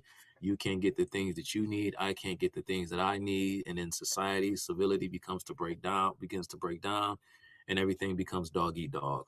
I kind of got off on that tangent, but to pivot back on King and his idea of a locally owned grocery store, they say that's just it. It's owned locally. It's owned by the community and so on. And so can't work like that, because then you got too many chiefs and not enough Indians, and it's just not going to work.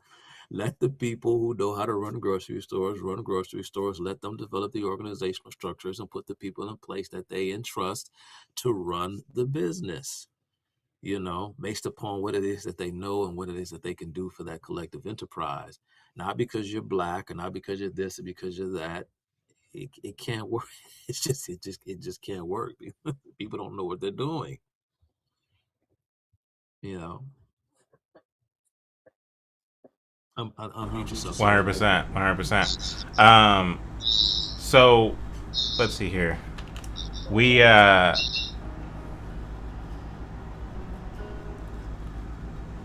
were talking. What? Go ahead.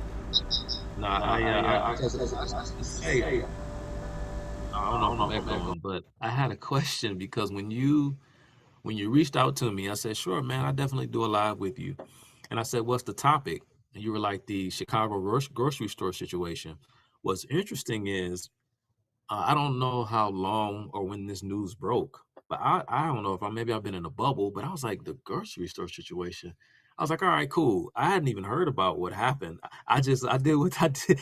I did the first thing any logical person would do. I went to Google and I literally typed in and searched Chicago grocery store situation. And the first handful of stories that popped up were 7 Save-A-Lots scheduled to close on Chicago's west and south side. I was like, okay, that's all I need to know. Let's roll. Let's go. So somebody in the comment section asked, and you'll probably get to it because I don't know the details of what actually happened. So maybe we're going to get into it because people are asking, well, why did they close? What the heck happened? Was it crime? Was it, what put these Save-A-Lots out of business? Yeah, we'll build there. Yeah, we're building to that. We're building to that. So we spoke of the Marxification of the community. We spoke of the how this kind of Marxist worldview permeated. It's been permeating for a very long time, but we saw it intensify in 2020, which gave way to corporate wokeism, which corporate wokeism has also been around for a very long time.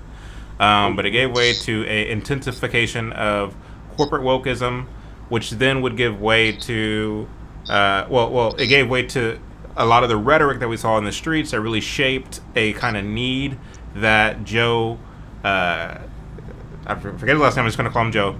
Joe felt that he needed to step into. But even after you saw the pushback from the locals there in Chicago saying, we don't want no Save-A-Lot, we want our Whole Foods back and all the things.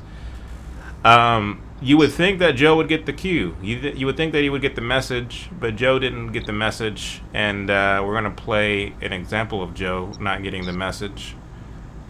And here's what that looks like.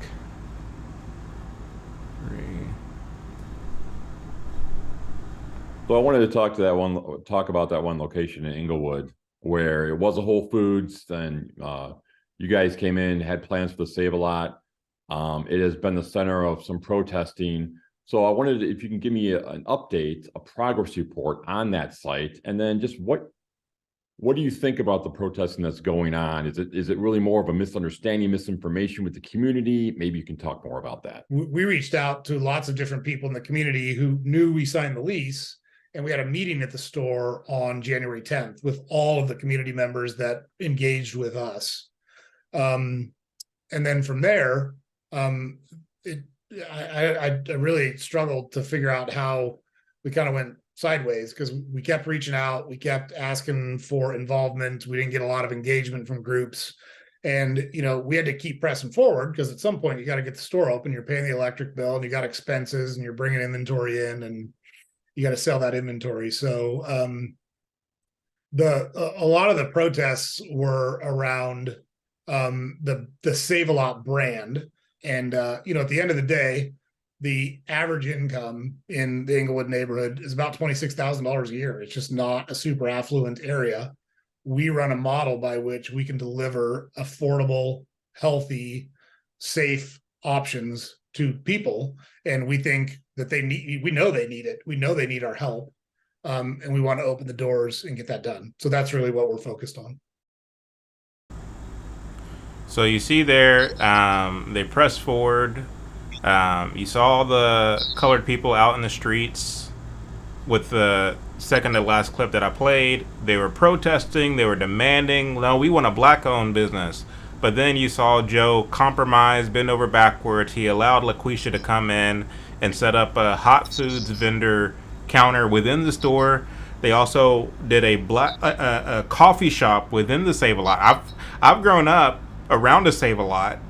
In fact, my grandmother actually lived a few blocks from a Save a Lot, so I'm familiar with the Save a Lot stores. And you could tell the difference between going into, say, an Albertsons or a more higher end grocery store and going into a Save a Lot.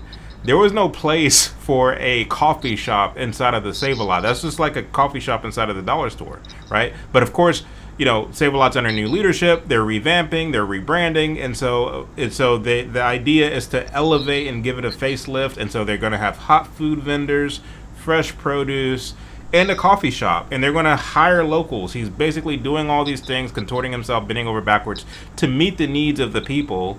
But then the people don't even show up to the meeting. Like, they don't even show up to have these follow-up meetings. He said, we tried. We don't know how or when it went sideways, but they just stopped. It was hard to get them to follow through on the things that they were demanding. Like, he was actually at the table trying to meet their demands, and they didn't even show up to the meetings. So again, the environment, not only are you dealing with the pathologies of colored people, but you're also dealing with a Marxified colored people, which makes it even worse. And this is the environment he's stepping into. But he's saying that, this is going to last. Like, these grocery stores are going to last, only for 3 years later for it not to last. We'll get to that in a moment, I promise you. But first, let's get Chuck's commentary or feedback on what we just saw. It's just, it's true. And the same phenomenon is true. And in these various African countries as well. It's funny, the people who have a bit of get up and go about them, they come to the United States and other more free, open Western democracies, quote unquote, and they fare quite well. As a matter of fact, they outperform many native-born blacks, which I think I've even heard you, Chad, speak about this new conception of a quote unquote foundational Black American. I detest such things. It's a pivot, right? It's a way to back out once they began to see many of these grifters and race hustlers began to realize that the narrative wasn't working anymore. They said, well, no, these people, these people they're not foundational Black Americans, and so they have a different experience. I was listening to somebody recently using this excuse in there, and the sentence that they used was literally that when immigrants come to this country from a continent like Africa, they're given the immigrant experience as if they just showed up like this is one big amusement park and they chose to get on the immigrant ride. It's like, was this a theme park? Did they get on the immigrant experience ride? Like, what are you talking about? Like, it just showed up and was given a different experience. It's like, no, that's not it. But anyway, but yeah, this problem exists in Africa, and it exists here for reasons that maybe we can get into. But there's this lazy shiftlessness. These people don't actually want the things that they want. They just want to burn things down, and they just simply want to be taken care of, because for various reasons, they just do not know how the world works. They think that things just fall out the sky and that there's so much abundance. Why is it that I can't have all of the things that I want? But they don't understand the grave costs and the lengths that many people to whom they never interface with have to go through in order to bring those services to within reach. They have no idea. The same way that when I walk in my home if I pay my light bill, I expect when I flick the switch, I expect the lights to come on. I know something is going on, right, Chad? I know something's working, and I know some way, somehow, electricity is flowing to my home. I don't know how it works. If it were to break down, I couldn't fix it. Now, that's a scary thing when you reach this level of societal sophistication and a highly intense degree of specialization we have in this society. It makes things very easy to use, but it makes things that much more difficult to manufacture and to produce. We got a boatload of technology in our automobiles nowadays, makes them a lot easier to drive, but they're a lot harder to build, and more knowledge goes into building them. It's a very scary thing because you just wonder what would happen if, something goes off the rails slightly, and it's like, well, how the heck will we survive? But my point is that but again, I am humble enough and respectful enough to realize that I shouldn't have this burn everything to the ground mentality and posture and attitude, because I like simple creature comforts like electricity. I like simple creature comforts like lights, and I expect that when I flick that switch, I expect the lights to come on. But these people think that they could just continuously rock the boat and pick and prod and poke at society and think that nothing's going to be affected and that nothing's going to change. And that's just not the way things work. And like you said, 3 years later, the store was gone because no one is obligated to produce anything for you. No one is obligated to give you anything. I don't care what historical oppression you think you went through in the 400 years, the number that never goes up or never goes down, right? 400 years of oppression. I don't care what you think you've been through. No one is obligated to do anything for you. Very solid points as always. So Joe was asked directly whether he thought that his grocery stores will have staying power in Chicago and survive in ways that its predecessors were not able to survive. And we're going to play his response to that real quick.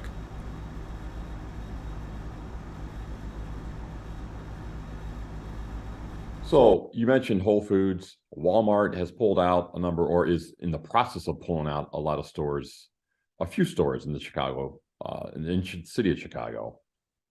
How do you think you're going to survive? When you have, Whole Foods, maybe that wasn't quite the right fit, for that income bracket, but Walmart, you would think would be able to succeed there. How are you going to succeed where Walmart has failed in Chicago? Yeah, for sure. Walmart's a heck of an operator. They didn't get to where they're at because they don't know what they're doing. So it's a great comment. I think our model, the Save-A-Lot model, is very unique in the grocery industry in that it's a small box. So your overheads are much lower. Your cost to run the store per square foot, whether it's labor, whether it's utilities, whether it's sales per square foot, all those metrics are a little bit higher. And so in those neighborhoods where it's tough to operate a full grocery store, and that's why you don't see a Jewel Osco or a Mariano's or a Pete's Fresh Market in those neighborhoods, is because those cost structures make it really difficult for them to survive and be profitable in those neighborhoods. Our model is different, and it's a different cost structure that allows us to exist in neighborhoods where a conventional grocer cannot. Plus, when you look at our offerings, we have great private label products. It's very similar to Aldi.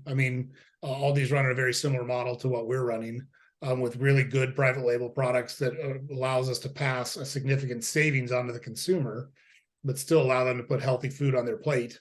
So we think that model and our partnership with the Save-A-Lot team is really what's going to push us over the edge and help us be successful. All right, testing 1, 2, 3. Somebody said that my volume's suddenly lower. I don't know how true that is, or if that was just their device. Do I sound lower to you, Chuck? You sound good now. I think you were a little bit lower than you were before, but I think you whatever you just did, I think boosted it up a little bit. That's the thing. I didn't do anything. Yeah, that's the thing. I didn't do anything different.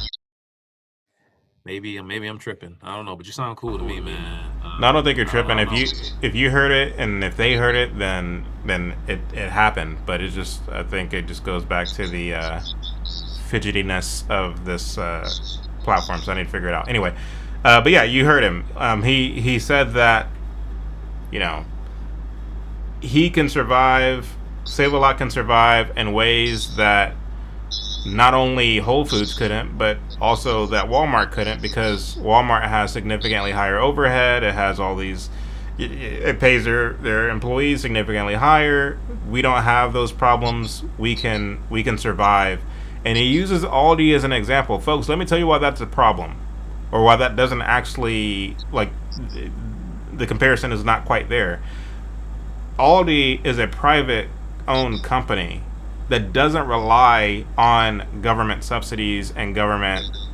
It doesn't rely so heavily on a kind of Marxified system in the way that their model does. But Yellow Banana, there are some local Aldis that do get local kickbacks from the city government, but that's not how they operate on a large scale, right? They're able to make, take risks and make calculated decisions and put their stores in strategic places to survive and to thrive.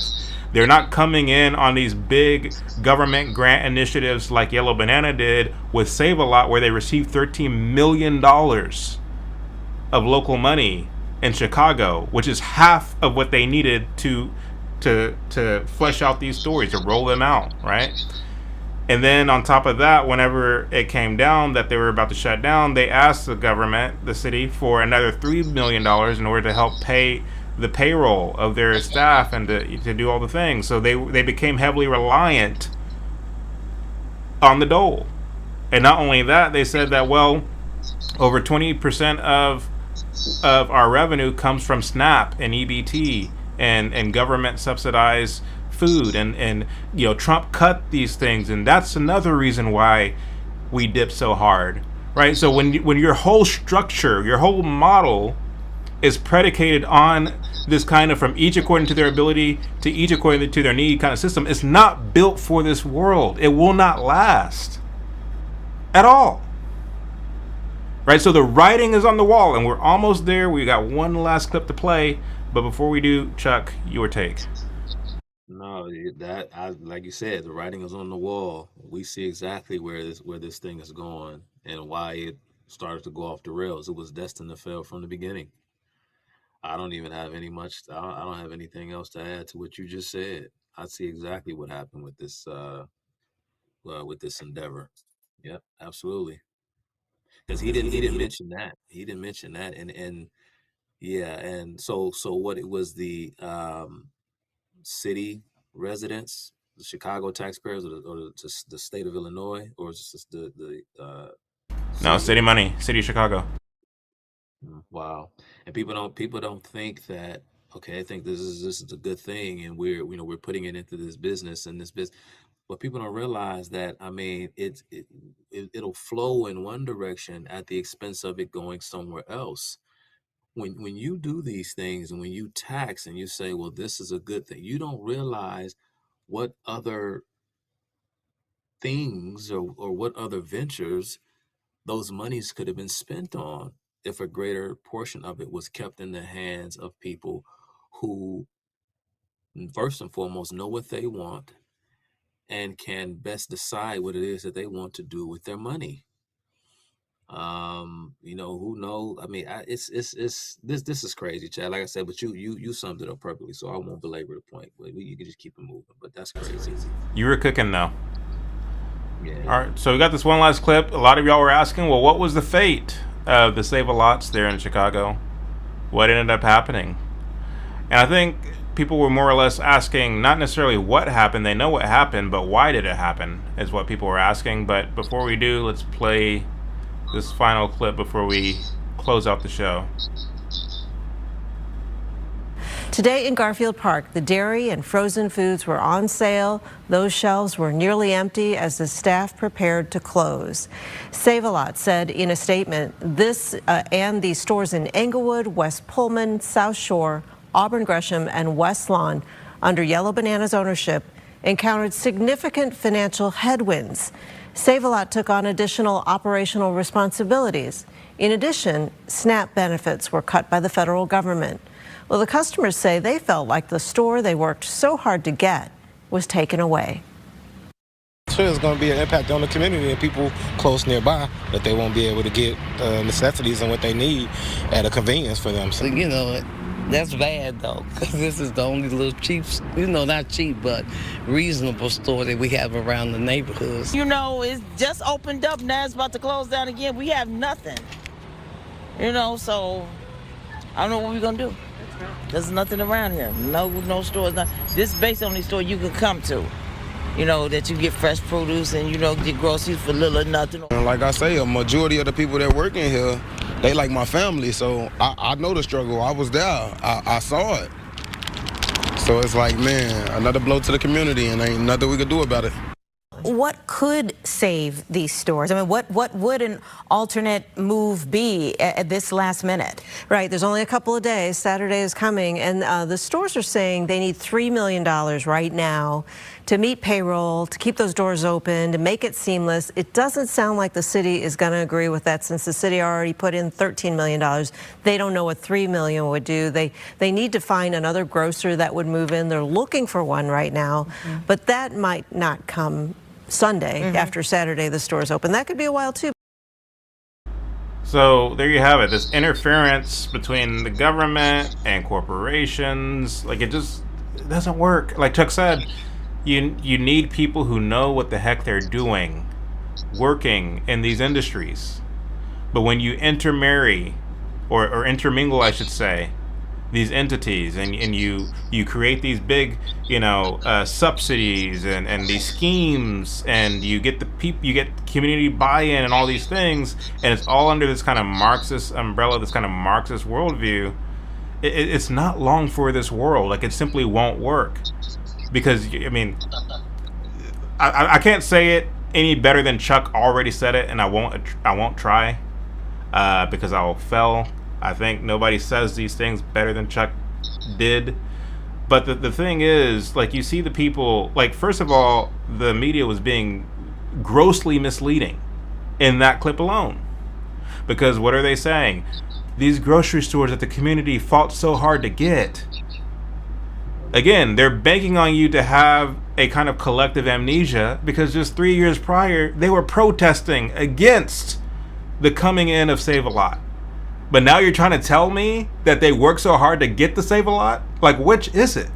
So they're being gross. I mean, these are even these media companies are heavily funded.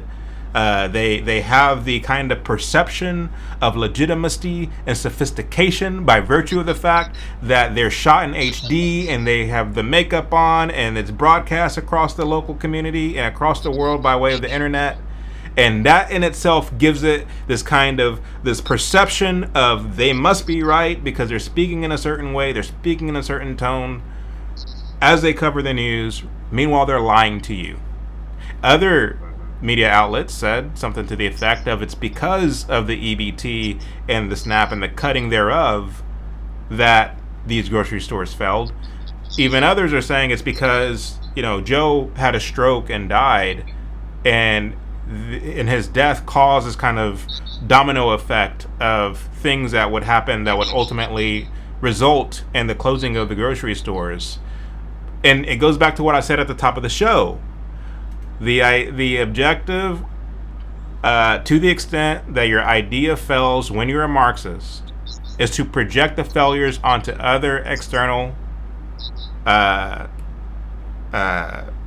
factors, and never come to terms with the fact that no, the idea was just a bad one from the very beginning. There's things that need to happen within Chicago, within every urban center across this country, as it pertains to a kind of cultural revival, as it pertains to a kind of like getting rid of this no snitching kind of policy that exists, where you're living alongside criminals and you're afraid to do anything about it. But you're living in fear for your own life. You have the breaking and enterings of not only the stores but your own homes. It's just unsafe, and then you wonder why nobody wants to come and open up shop. near you. You can't have it both ways. You just simply can't. But, you know, what we see happening with the closing of these 7 grocery stores is par for the course when it comes to the carrying out of these things. But like the writing was on the wall, and some of you asked, well, why did it happen? It happened for a number of reasons. Of course, the reasons that they're reporting is because of the cutting of SNAP and EBT on the part of the Trump administration, the death of Joe, which precipitated or caused a domino effect, which will eventually lead to the closing down of the stores. The reality of it is that they are afraid that by reporting the real fact that a lot of the crime and vandalism that took place in these Save-A-Lots, particularly as it pertains to the theft and a bevy of other such crimes, they were afraid that if they reported that, that would bode badly on this whole kind of like food desert advocacy that is going on. Because understand, there's already a built-in mechanism to prevent them from saying that crime was a reason. Because you'll remember that part of the deal of Save-A-Lot coming into Chicago was that to the extent that they were to leave, there has to be another grocery store that comes in no more than 18 months after them to occupy that space. It can't be occupied by any other entity, right? And somehow or another, Yellow Banana had to ensure that it was another grocer that came in after them.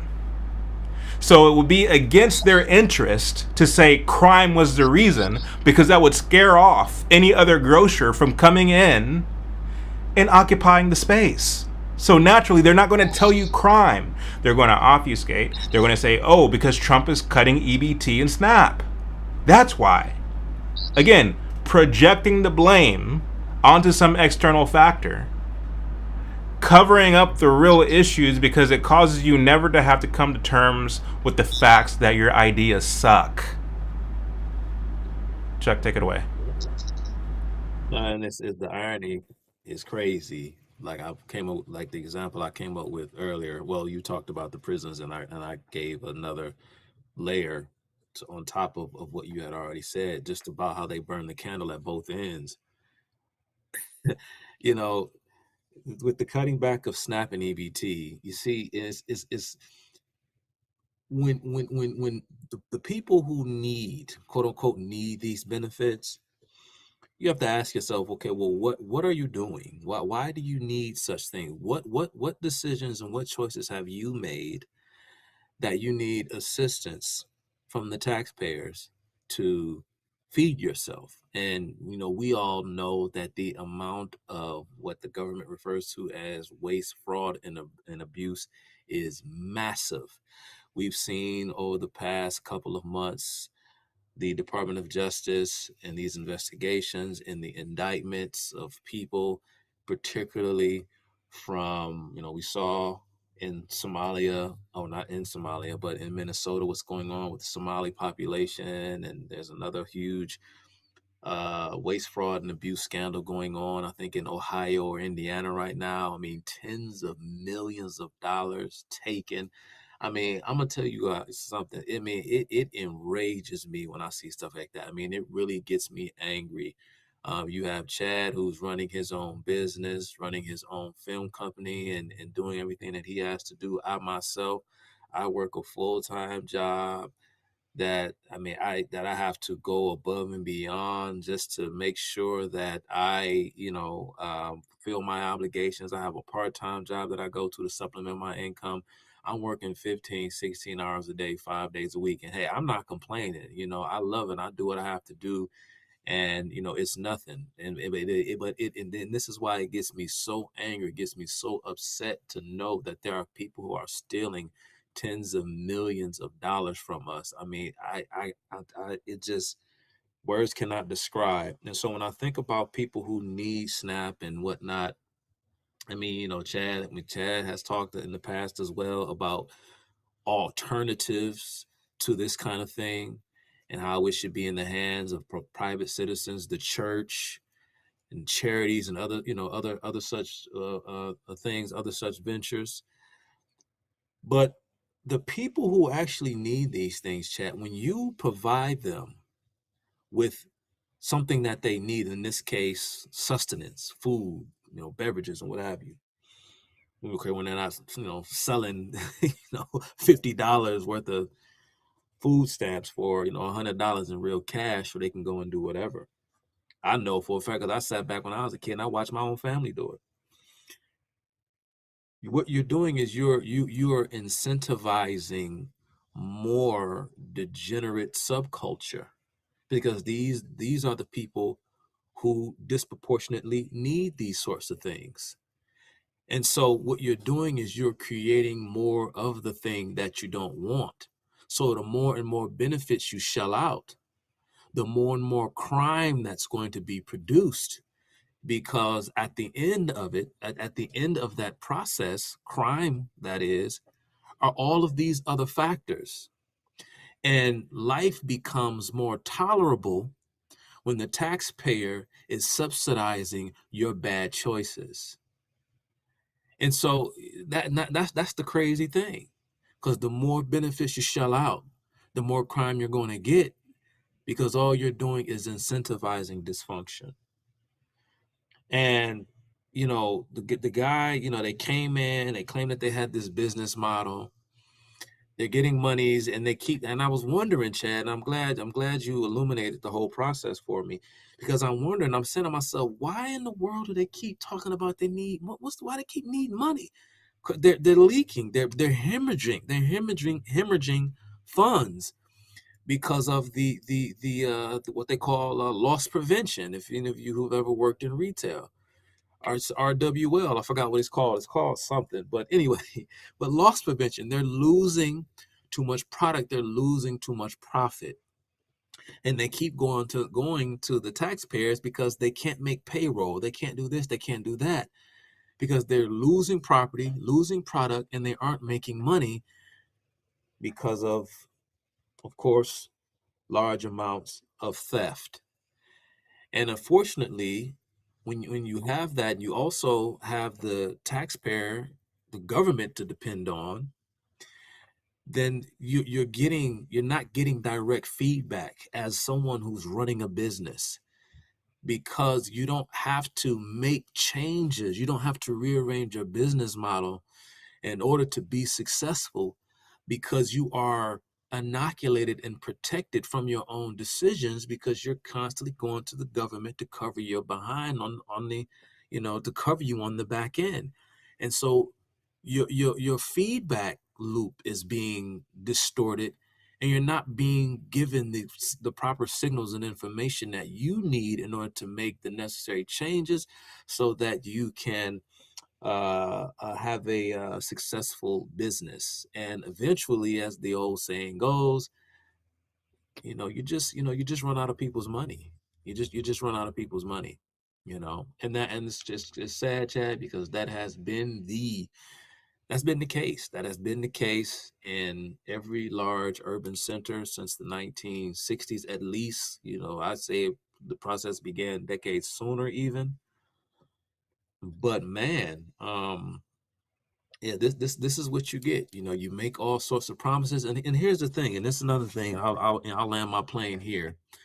To go back to Adam Smith, and he had something. He talked about the man of spirit, or the man of systems, versus the public spirit. Public spirit is what's good for a society, not so much the man of systems, because the man of systems fall for what is referred to as the chess pieces fallacy. In other words, human beings have agency, we have a conscience, we have a will. And when, luckily for us, even though the legislative process sometimes moves a little bit too quickly for our taste, because they're always fast tracking all of these different laws and regulations and so on, and we don't even know what the heck is really going on within the halls of power, because we're too busy focused on other things. But we do happen to catch wind before certain changes are made.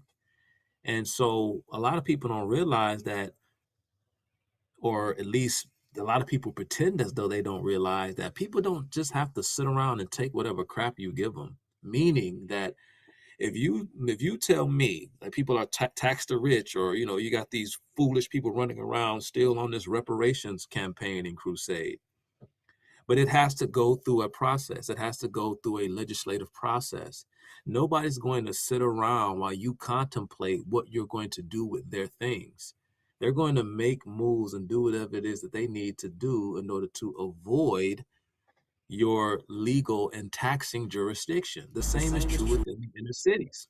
And You rightly start so. talking about, right, Lisa. You start talking about, well, we're going to produce this. You're going to get free this. You're going to get free that. Okay, all right. I'm glad. Good for you. I'm gone. And now the politician is sitting there holding the bag, and they don't know what to do because they've made all these promises to their constituents, but the people that they were relying upon to get the quote unquote resources from, they've already left because they don't have to sit still. Because, to go back to Adam Smith, human beings are not chess pieces that you can move around. Human beings move on their own. So these things just don't work. Where you're talking about reparations, which is just another welfare program under another name, regardless if you're talking about subsidizing a grocery store, no matter what it is, people that just so happens, in line with the constrained vision, a great little slither of selfishness in all of us, we don't like to have our things taken from us without our consent. And so these people are left behind, overly taxed, overly burdened, and this is what you get. The problem that we run into, though, Chuck, is that, because, I mean, you laid it out plain and clear as day. But the problem that we run into is, like, when I was doing my research, for example, into the so-called civil rights leaders of the 1960s, and of course these people date as far back as the 1910s into the 1970s and beyond, but 1960s would have been a climactic point. But when you look at a lot of their rhetoric in print, on camera, so on and so forth, they really had this beef with states' rights. And I've heard you mention this a number of times, including with A. Philip Randolph, who gave his speech during the so-called March on Washington, right? When it came to property rights. So states' rights and property rights, they took issue with this. So they were against property rights. They believed that people were more important than things. This is the rhetoric they use as part of their propaganda, in saying that, like, we need to pass laws and legislation and policies that shows that we as a country have a greater respect for people over property, as if we have to choose. Like, I as a person own property, therefore, I should be able to have my property protected, especially as a taxpayer, right? But they were against states' rights, and I found that very peculiar. But when you find that they, like, for example, the NAACP Stamp Out Mississippiism campaign, when you see how they would basically straw man these states, saying that they're incapable of self-governance, therefore we need a more powerful federal government. The problem, Chuck, is to the extent that a business owner finds that they are being suffocated in New York, that Texas will essentially be under the same jurisdiction that makes New York inhabitable for business owners. So the idea is to stamp out the sovereignty of the states and the things that make the states different and unique, and have them basically under one jurisdiction that is all powerful, and the same laws that dictate the actions and the mobility of the business owner in this state becomes true in that state, such to where there's no place you can run. So if you do hear this politician saying, like, we're going to give this and that and this and that, and it's unfair that these people are not paying as much in taxes and we're going to go after them, the objective, leave it to these people, is to make it to where there's no place to run. What do you say to that? Nowhere to run. Absolutely. They want it to where there is no place to run. This is why you hear the rhetoric of such things as abolishing the electoral college, right? They want the president of the United States to be selected vis-a-vis the popular vote. Absolutely. I mean, it's a trampling on the republic. I mean, it's that was the case in the lead up to the Civil War, because that was the major debate at the very beginning, from the very beginning, at the moment of our founding. One of the key questions that the founders had was, what kind of government were we going to have, and how much power and authority did we want to give that entity. The states were recognized because the communities that made up the states, they were they pre-existed. They existed before the states, because the people comprised a community that was a thing that was already in existence before a word was even put to it. This is why, when Thomas Jefferson, when he talks about, when he uses, we, when he speaks of the first person plural, this is what he means. He means that communities, this organic thing, it was already there. And so that was the key issue, was the role of the federal government. And it seems as though that has almost been, along with a lot of other things, but much of America's history, when it comes to the kind of country that we were going to be, and what would be the, how certain processes would ebb and flow.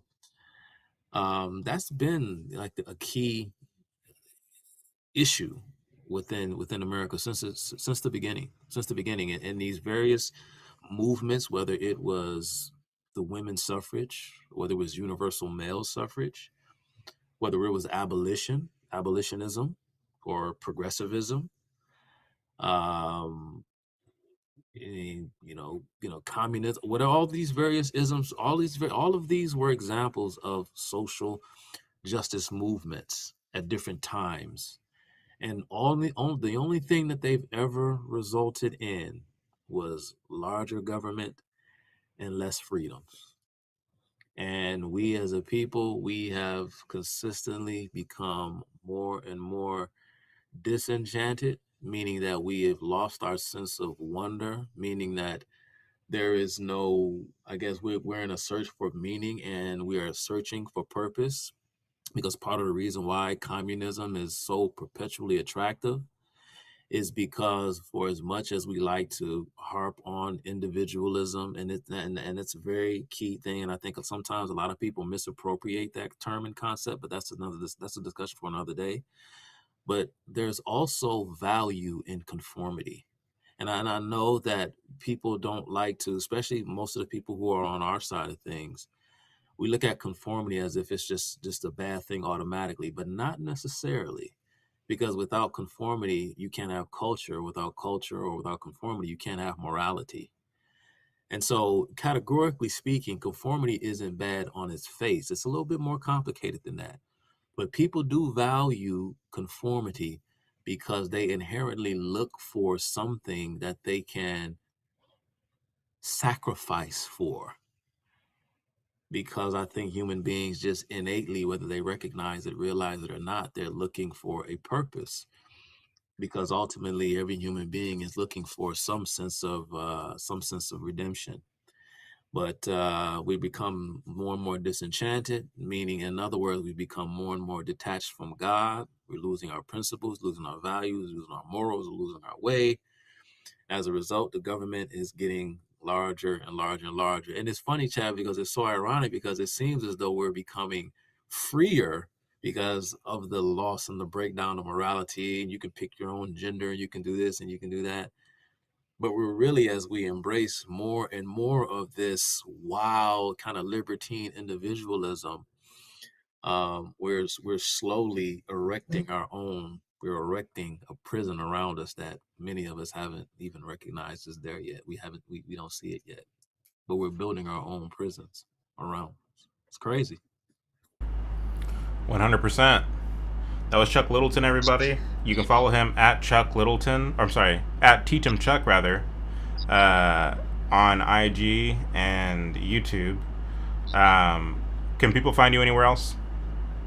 Just YouTube and IG and Chad O. Jackson's projects. You know, I haven't really done anything on my YouTube channel in quite a while. I've been just very busy. I just been kind of neglecting it because I just was like, I don't know. I just became a little bit put off by YouTube, just the whole YouTube culture and just with the I don't know. I'll get back to it when the time is right. But for a while, I just was like, you know what? I just want to focus on fulfilling my role with within Historia Revelata and helping my boy Chad with his work behind the scenes, on camera, and all other things.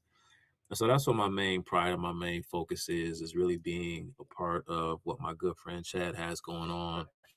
And when the time is right, you know, I'll move back to social media and start doing some things. But if this is your first time seeing me, I do have about a dozen or more long form videos on my YouTube channel, chock full of information that you can really, really chew on for a long time.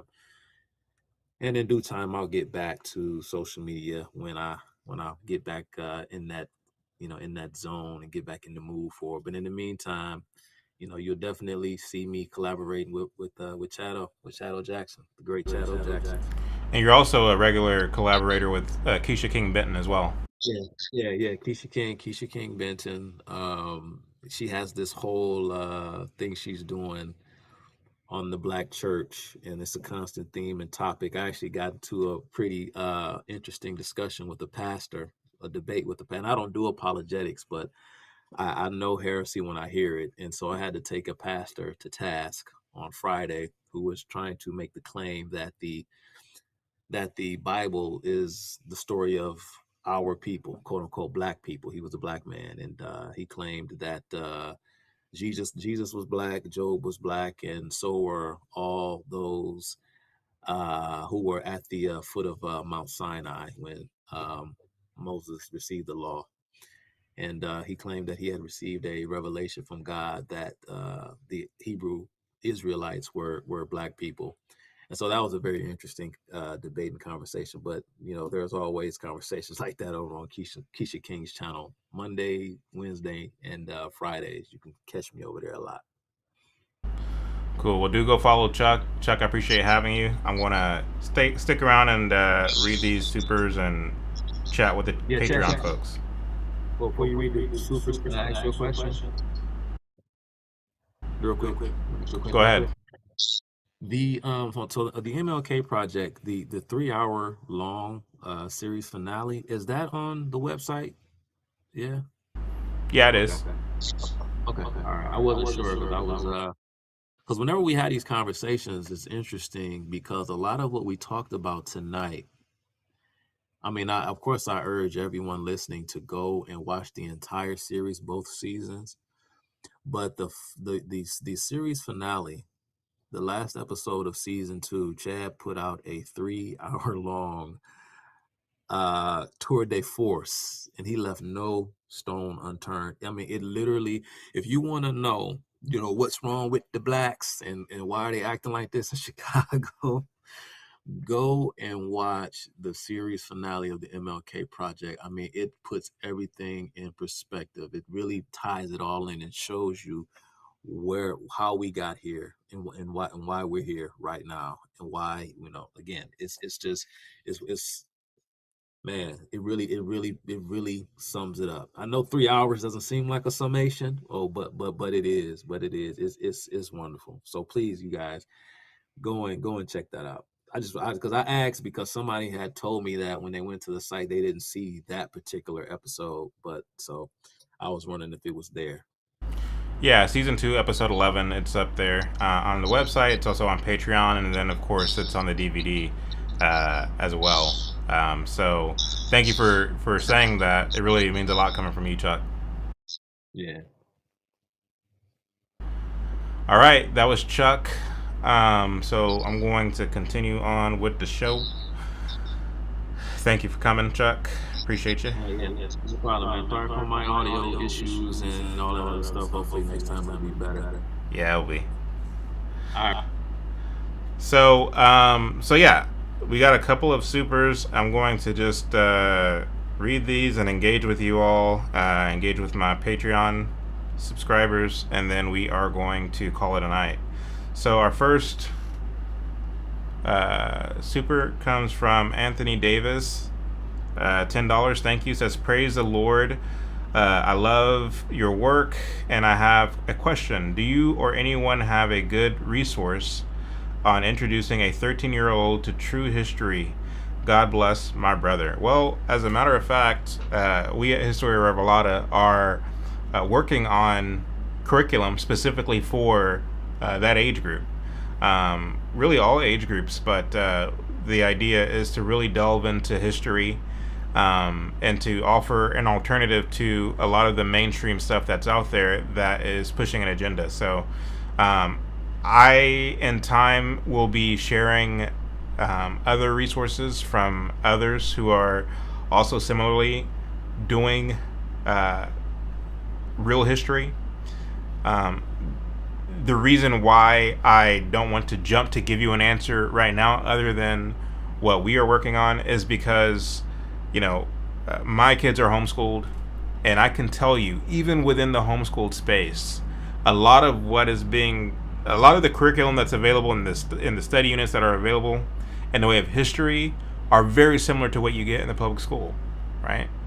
So, you know, I'm just careful about what I recommend without really vetting a thing and giving it its due diligence. And so, Anthony Davis, I'm committed to answering your question in due time.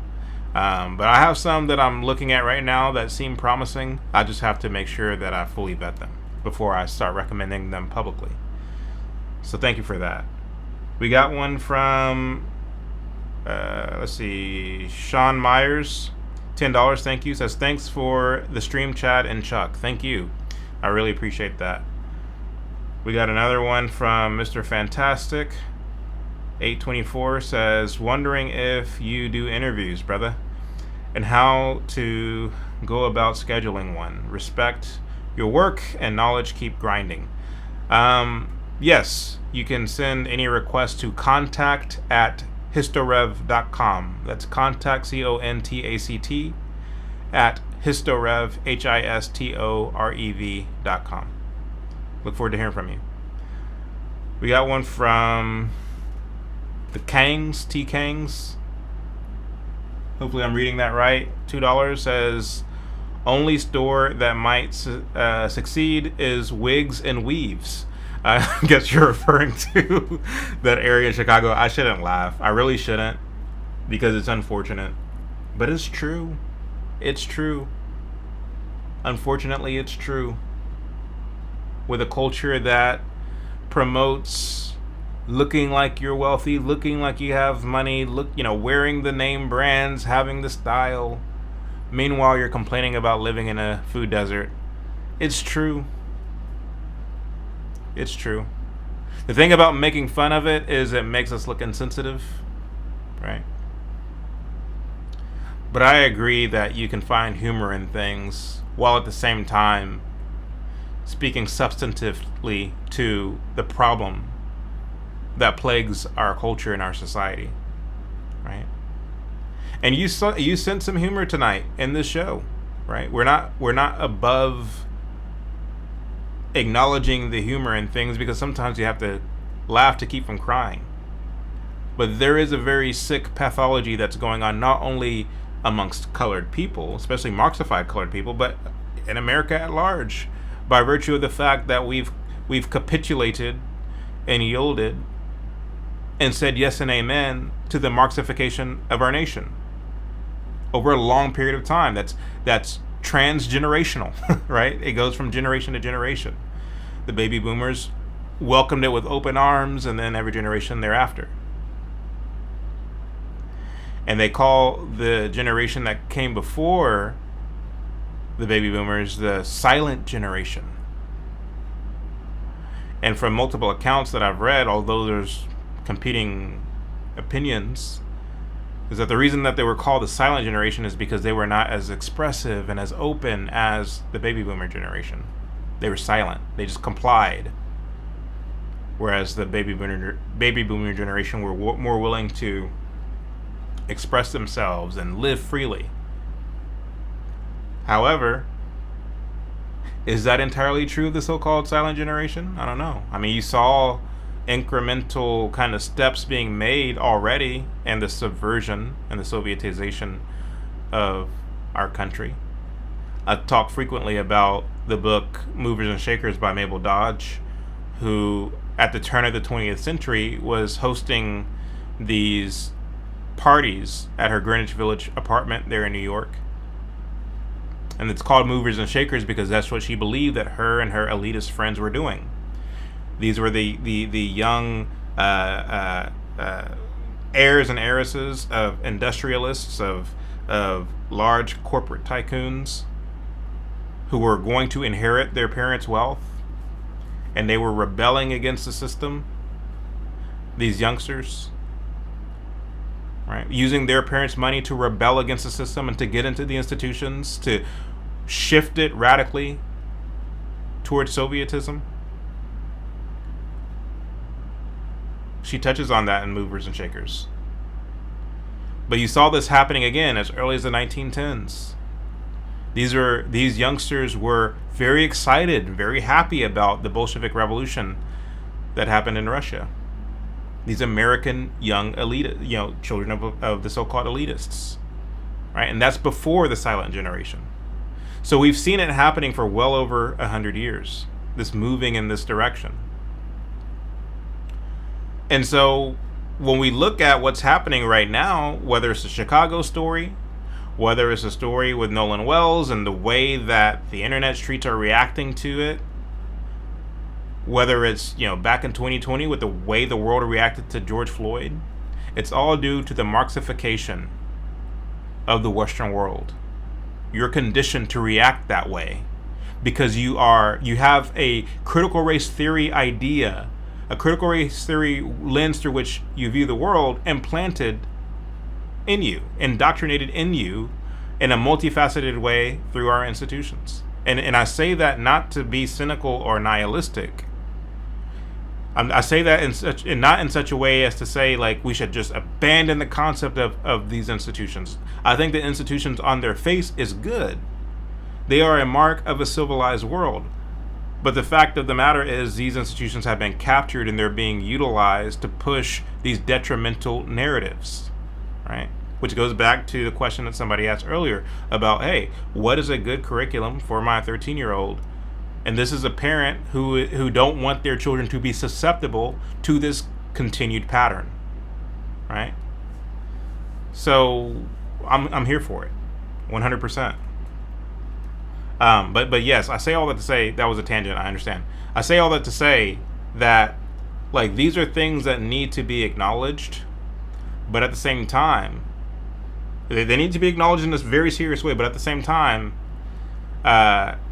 some of the things that have manifested as a result of this ideology are just downright comical.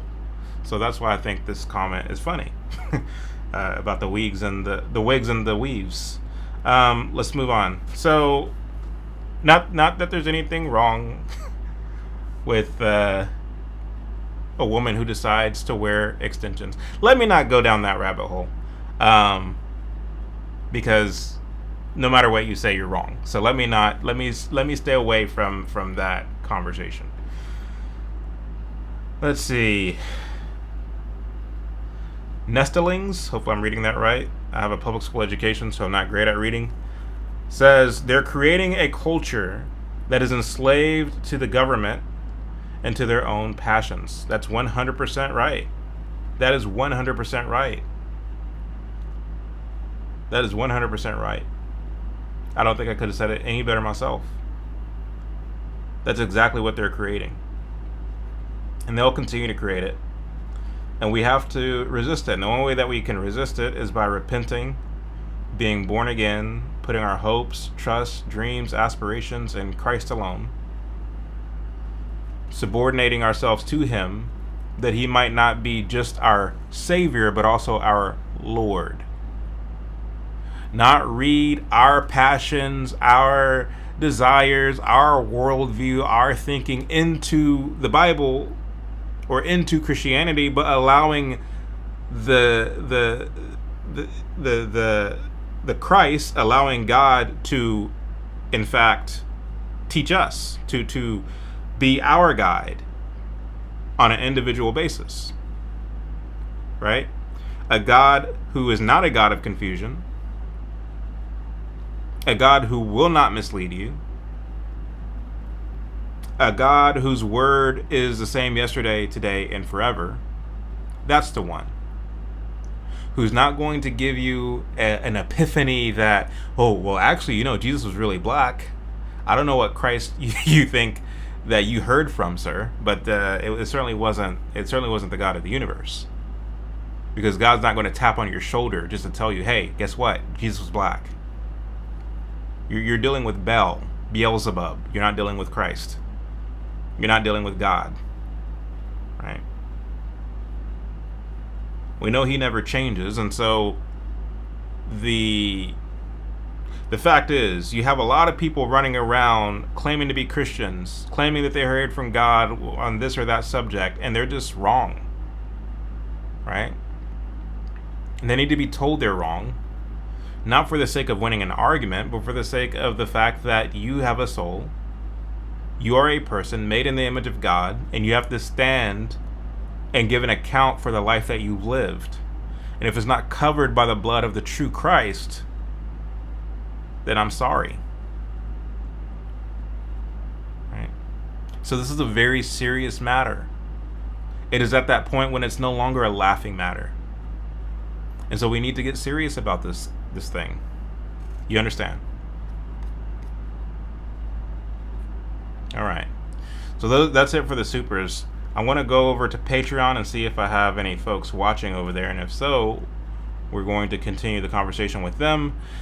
Folks, some of you asked earlier, I at least saw one comment when it comes to Patreon subscriptions. Somebody asked, are Patreon subscriptions considered a donation to the films that we're producing? The answer is absolutely yes. Like, if you go to chadojackson.com and you click on films and you go to the Myth of Blackness and you read the description of what we're doing, what the project is, and you can see like the different tiers of things that you qualify for when you donate. I forget which tier it is, but Patreon subscribers automatically fall into one of those tiers. I forget which one it is, forgive me, but if you are a regular Patreon subscriber, then you get early access to updates when it comes to how we're doing with the Myth of Blackness. You get to see an early release of it that you don't have to pay for when it's ready. You get other goodies as well. And again, you're going to have to go to the website to see it because what those goodies are escapes me. But by becoming a monthly Patreon subscriber, you're contributing to our ability to keep making films. And we have a range of films. Folks, we have 10 films that we have up our sleeve. And they range across various topics. It's not just black stuff. In fact, I think the Myth of Blackness is the last race-specific documentary that I'm doing. Right? So it's a range of other things. But folks, whether you give by way of my website or you give by way of becoming a Patreon subscriber or becoming a subscriber on YouTube, because we also have, like, I have memberships available on YouTube, on IG, and Patreon. Yeah. Those, again, all that money is able to help us to make more films. And I need to come up with a package for those who do become a subscriber either by Facebook, Instagram, or YouTube. I need to work in language there and offer something for you all who subscribe to me on those channels and those avenues as well. I'll figure something out and I'll have an answer for you by Sunday. If you are a subscriber to me on IG, YouTube, or Facebook, I'm going to work in something to where you also get perks as it pertains to The Myth of Blackness, which is the film that I'm currently working on. All right? How's that sound? Sound good? Good. If you like it, I love it. All right, so thank you all for watching. I am going to go ahead and... Am I able to do that actually? Huh. I don't think.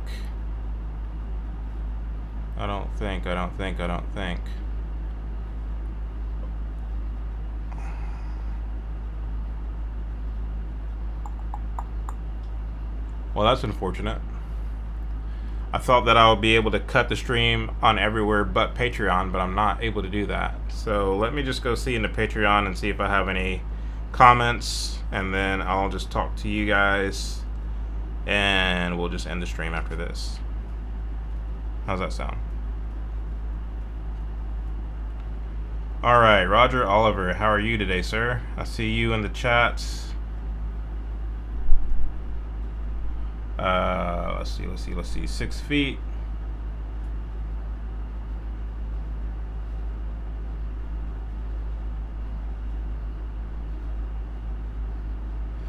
Let's see here.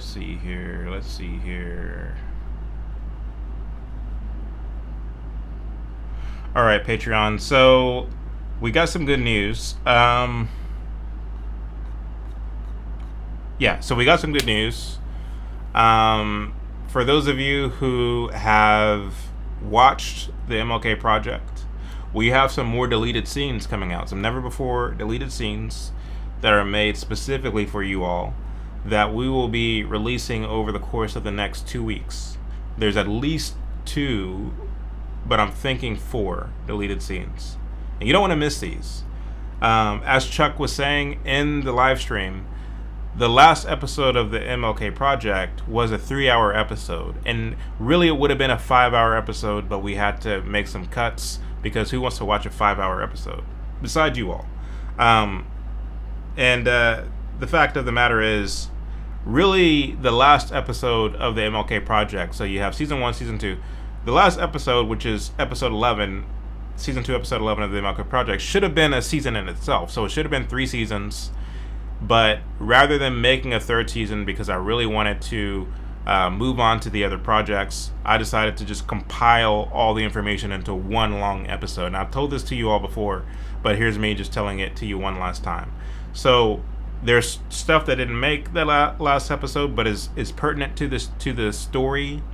I'm actually very satisfied to hear Chuck say that he thought that there was no stone left unturned, because I think that there were actually quite a lot of stones that were left unturned, and not that he would believe that, agree with that as well, but there's just so much more to tell as it pertains to that story. So with that being said, you guys will be getting access to that, so be on the lookout for that, in addition to the fact that you all will be getting access to some scenes that we're working on for the Myth of Blackness. I don't want to release too much, because you want to save as much as you possibly can for the big premiere, but we have some exciting things planned for the premiere, because the Myth of Blackness will be one feature-length film as opposed to a docu-series like the MLK Project. We will be doing a big premiere for the Myth of Blackness. I think it's going to be either here in Dallas or it's going to be in Atlanta, Georgia.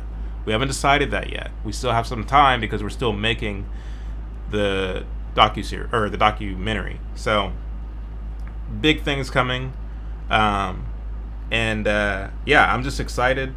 I'm working with someone who I think is going to be just a breakout star as it pertains to telling the truths about the kinds of things I'm talking about.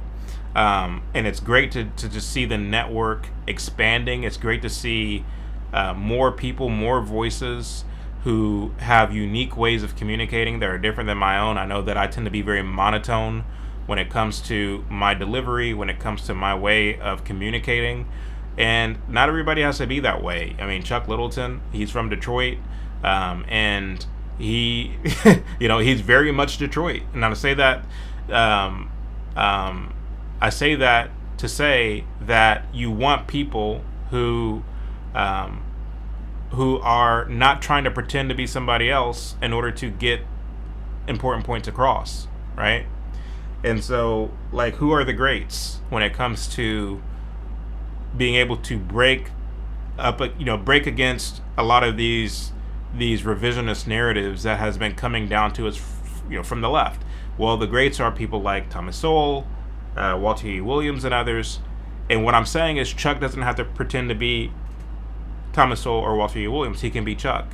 I don't have to pretend to be any of those guys. I can be Chad. Vince Ellison doesn't have to pretend to be any of those guys. He can be Vince. All of these people in this space are themselves, and they're saying the truth, and that's what matters. It's the truth.